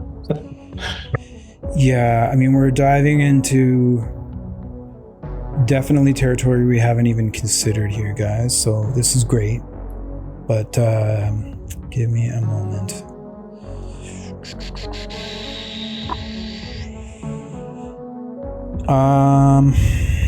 Damn. This is a pretty important call.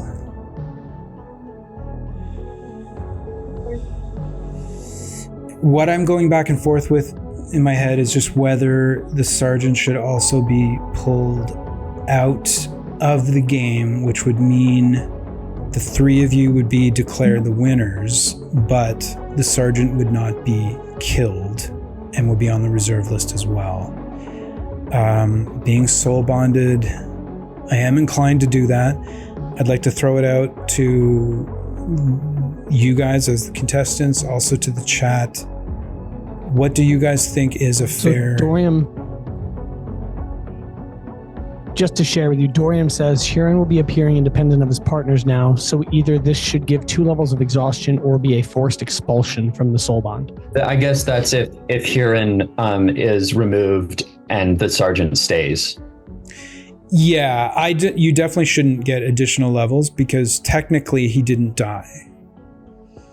That's unreal. Yeah. That's awesome.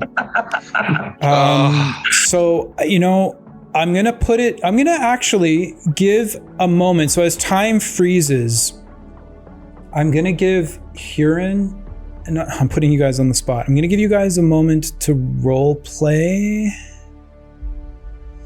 What was the option? I'm sorry. It's either, in my mind, remove the levels of exhaustion and let gameplay continue for the sergeant, or remove him from the game and put him on the reserve list, and you guys are the winners and move on, but technically they didn't die. So any thoughts on that? Would you mind? I'm sorry, everybody else go ahead. No, I was just saying, I know which one I would pick. What would you pick? I would pick, just to make sure the safety of Dante and his teammates and all that from any potential further damage, just ending it now and putting him on the reserve list. Yeah, that's kind of my call. My call is to move on. That's good with me, honestly. This is a very one-sided fight. This is wild. Okay. This is the most wild D&D game I've ever played in my almost 10 years of playing D&D. This is unreal. It's incredible. I love it. Okay. Unreal. I will happily defer to the majority. All right. Well, that's how I'm feeling as well. I'm glad to hear you guys are feeling the same. Chat's not saying a lot, but that's okay because we're the ones that are playing the game right now. I respect their opinion, but you guys are the contestants. So as this Wolf pulls Huron through. Sergeant Halmar, you two, you're shocked as another rift opens up behind you. And this one you hear, it's like within your 5-foot square. And you see this, or hear this growling. And Suvek Avarian is immune to the frightened condition, so he does not back up, but he looks again, his head tilts, and you just see him kind of like relax his fighting guard for a moment, and then you feel this clench on almost the scruff of your neck, like cat or wolf would grab onto a cub, and you get pulled through this portal, shocked as well, as you are removed from the abyss and brought to this place of pure nature in the eye of the biggest storm that you have ever seen. And you see Huron lying there being tended to by this wolf. It's not growling at you. The seam closes in the abyss. You guys are now in this other place. What happens in game is that time freezes. You are all given a free action in initiative order to go through the portal to return to the Fate's Hand Tavern. So I'm starting with Sir Barristan. Do you take a free action to go through the portal? You do. Sir Barristan is removed from play. Zorai, as a free action, do you go through the portal? When Huron fell unconscious, did he drop anything? He would not have dropped his shield. What was in your other hand? My other hand was my my spell focus, my component pouch. Yeah, that's what I had down for you too. Yeah. So, what is your spell focus? It's a component pouch. It's so nothing special, just a component pouch. So that is sitting there, Zorai. But do you, with your free action, do you go through the portal, or do you choose to remain at this time? No, I'm going to go into the portal. You're going through the portal? Absolutely.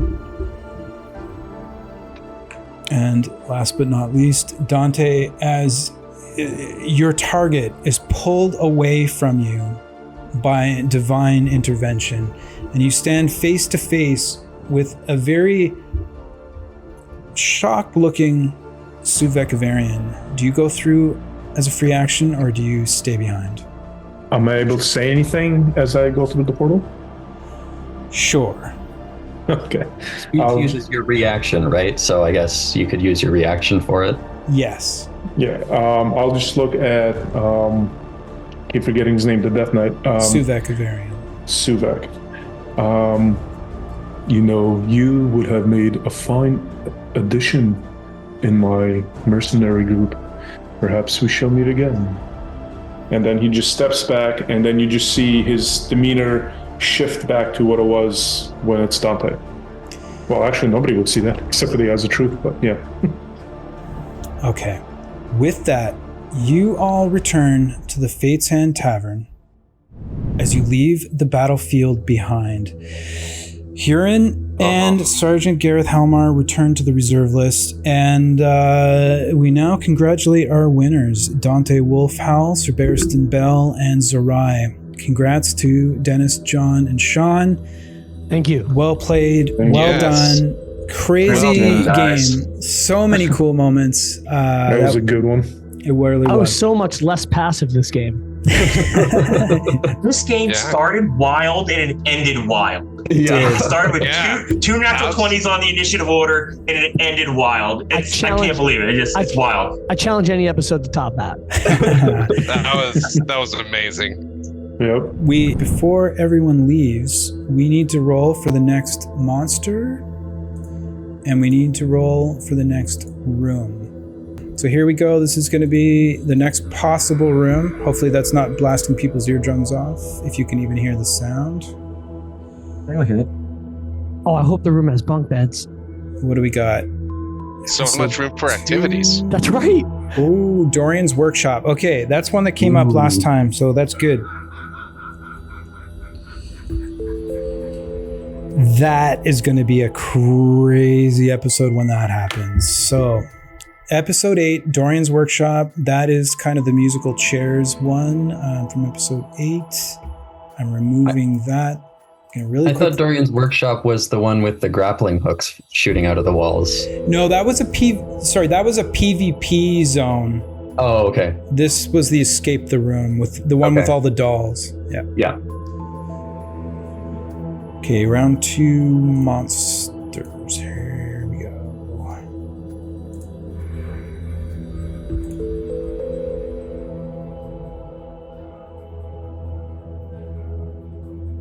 Nightwalker, Baelor, Goristro. Damn, Goristro, nice.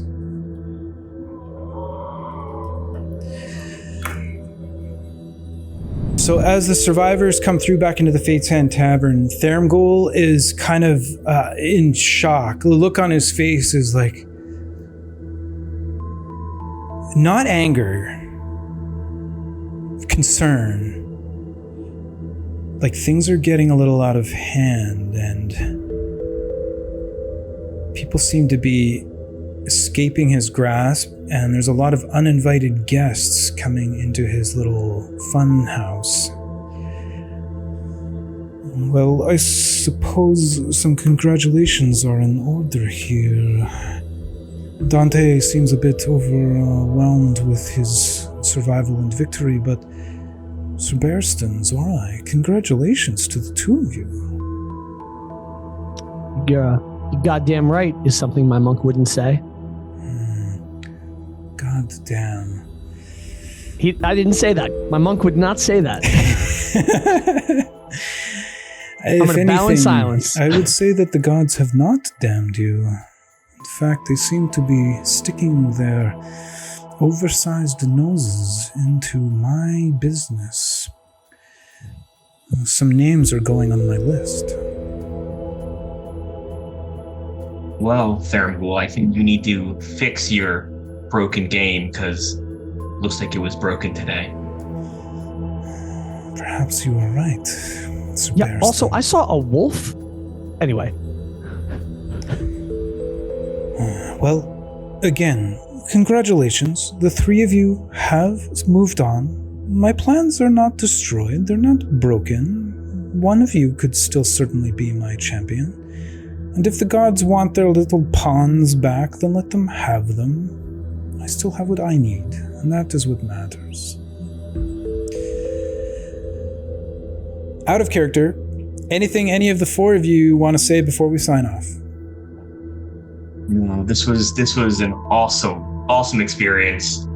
I didn't think this could top the first round game, but like with all, I remember against the Black Dragon, all the fate spheres that were being rolled, and he kept targeting the same person. I was like, that's no way that can't happen. And then we see just wild things happen this time. So yeah, awesome experience. This is what it's all about.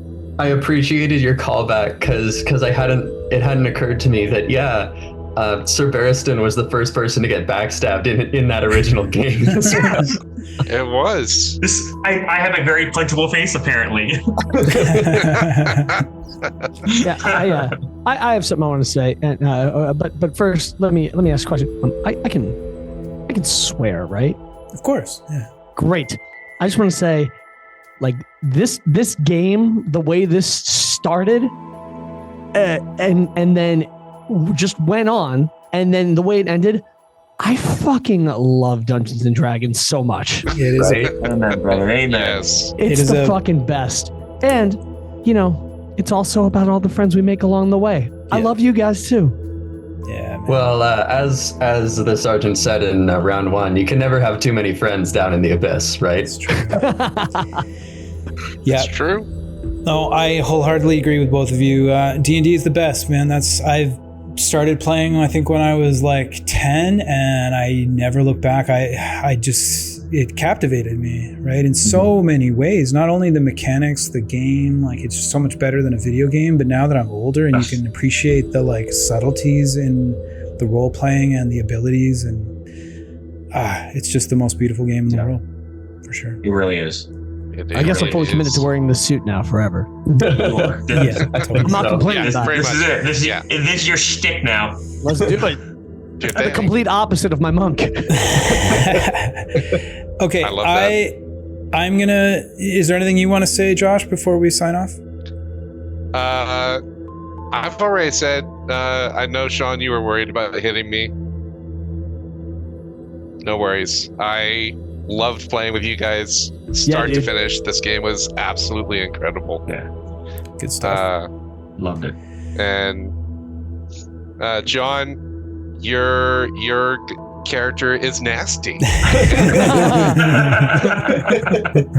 It's the first time I ever played a Rune Knight, and I just love a Rune Knight. Like they're very quirky but they're cool. Like they have some really cool abilities. Well, look, I dare say there's a reason they call them breakbones, right? Right. Yeah. Oh, go ahead, Josh. No, I was just gonna say, like, yeah, Rune Knights might be quirky, and some people may like. I feel like there's an argument about them not being good, but in this setting, oh my god. I made it not because they're a good character, like in like a high. I made him because I thought he was cool and interesting, and I made my background before I made my character. I was like, oh well, this goes really cool with this background I have. Let's go with it. So yes, that's cool, dude. It's sick. Yeah. It's sick, dude. I love it. Dave, I just wanted to say, something you said in the beginning that I thought this game would be like a perfect like example. You know what I mean? For everyone, which is, I loved everyone in this game and how, no matter what was going on, it seemed like everybody was in great spirits. There was no anger. There was no bullshit. Like we all worked together, whether the rules questions were for or against us, like nobody took offense.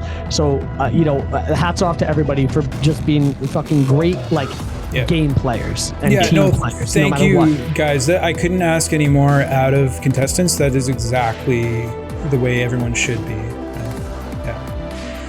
All right, everybody. Thanks to those of you who are still with us. Thanks to all the Eyes of Truth that watched today. I hope you found the game entertaining and enjoyed yourself as much as I did. Until next time, I hope you all enjoy a nice long rest, and we'll see you shortly. Take care, guys. All right. Goodbye, everyone. See you guys. Bye.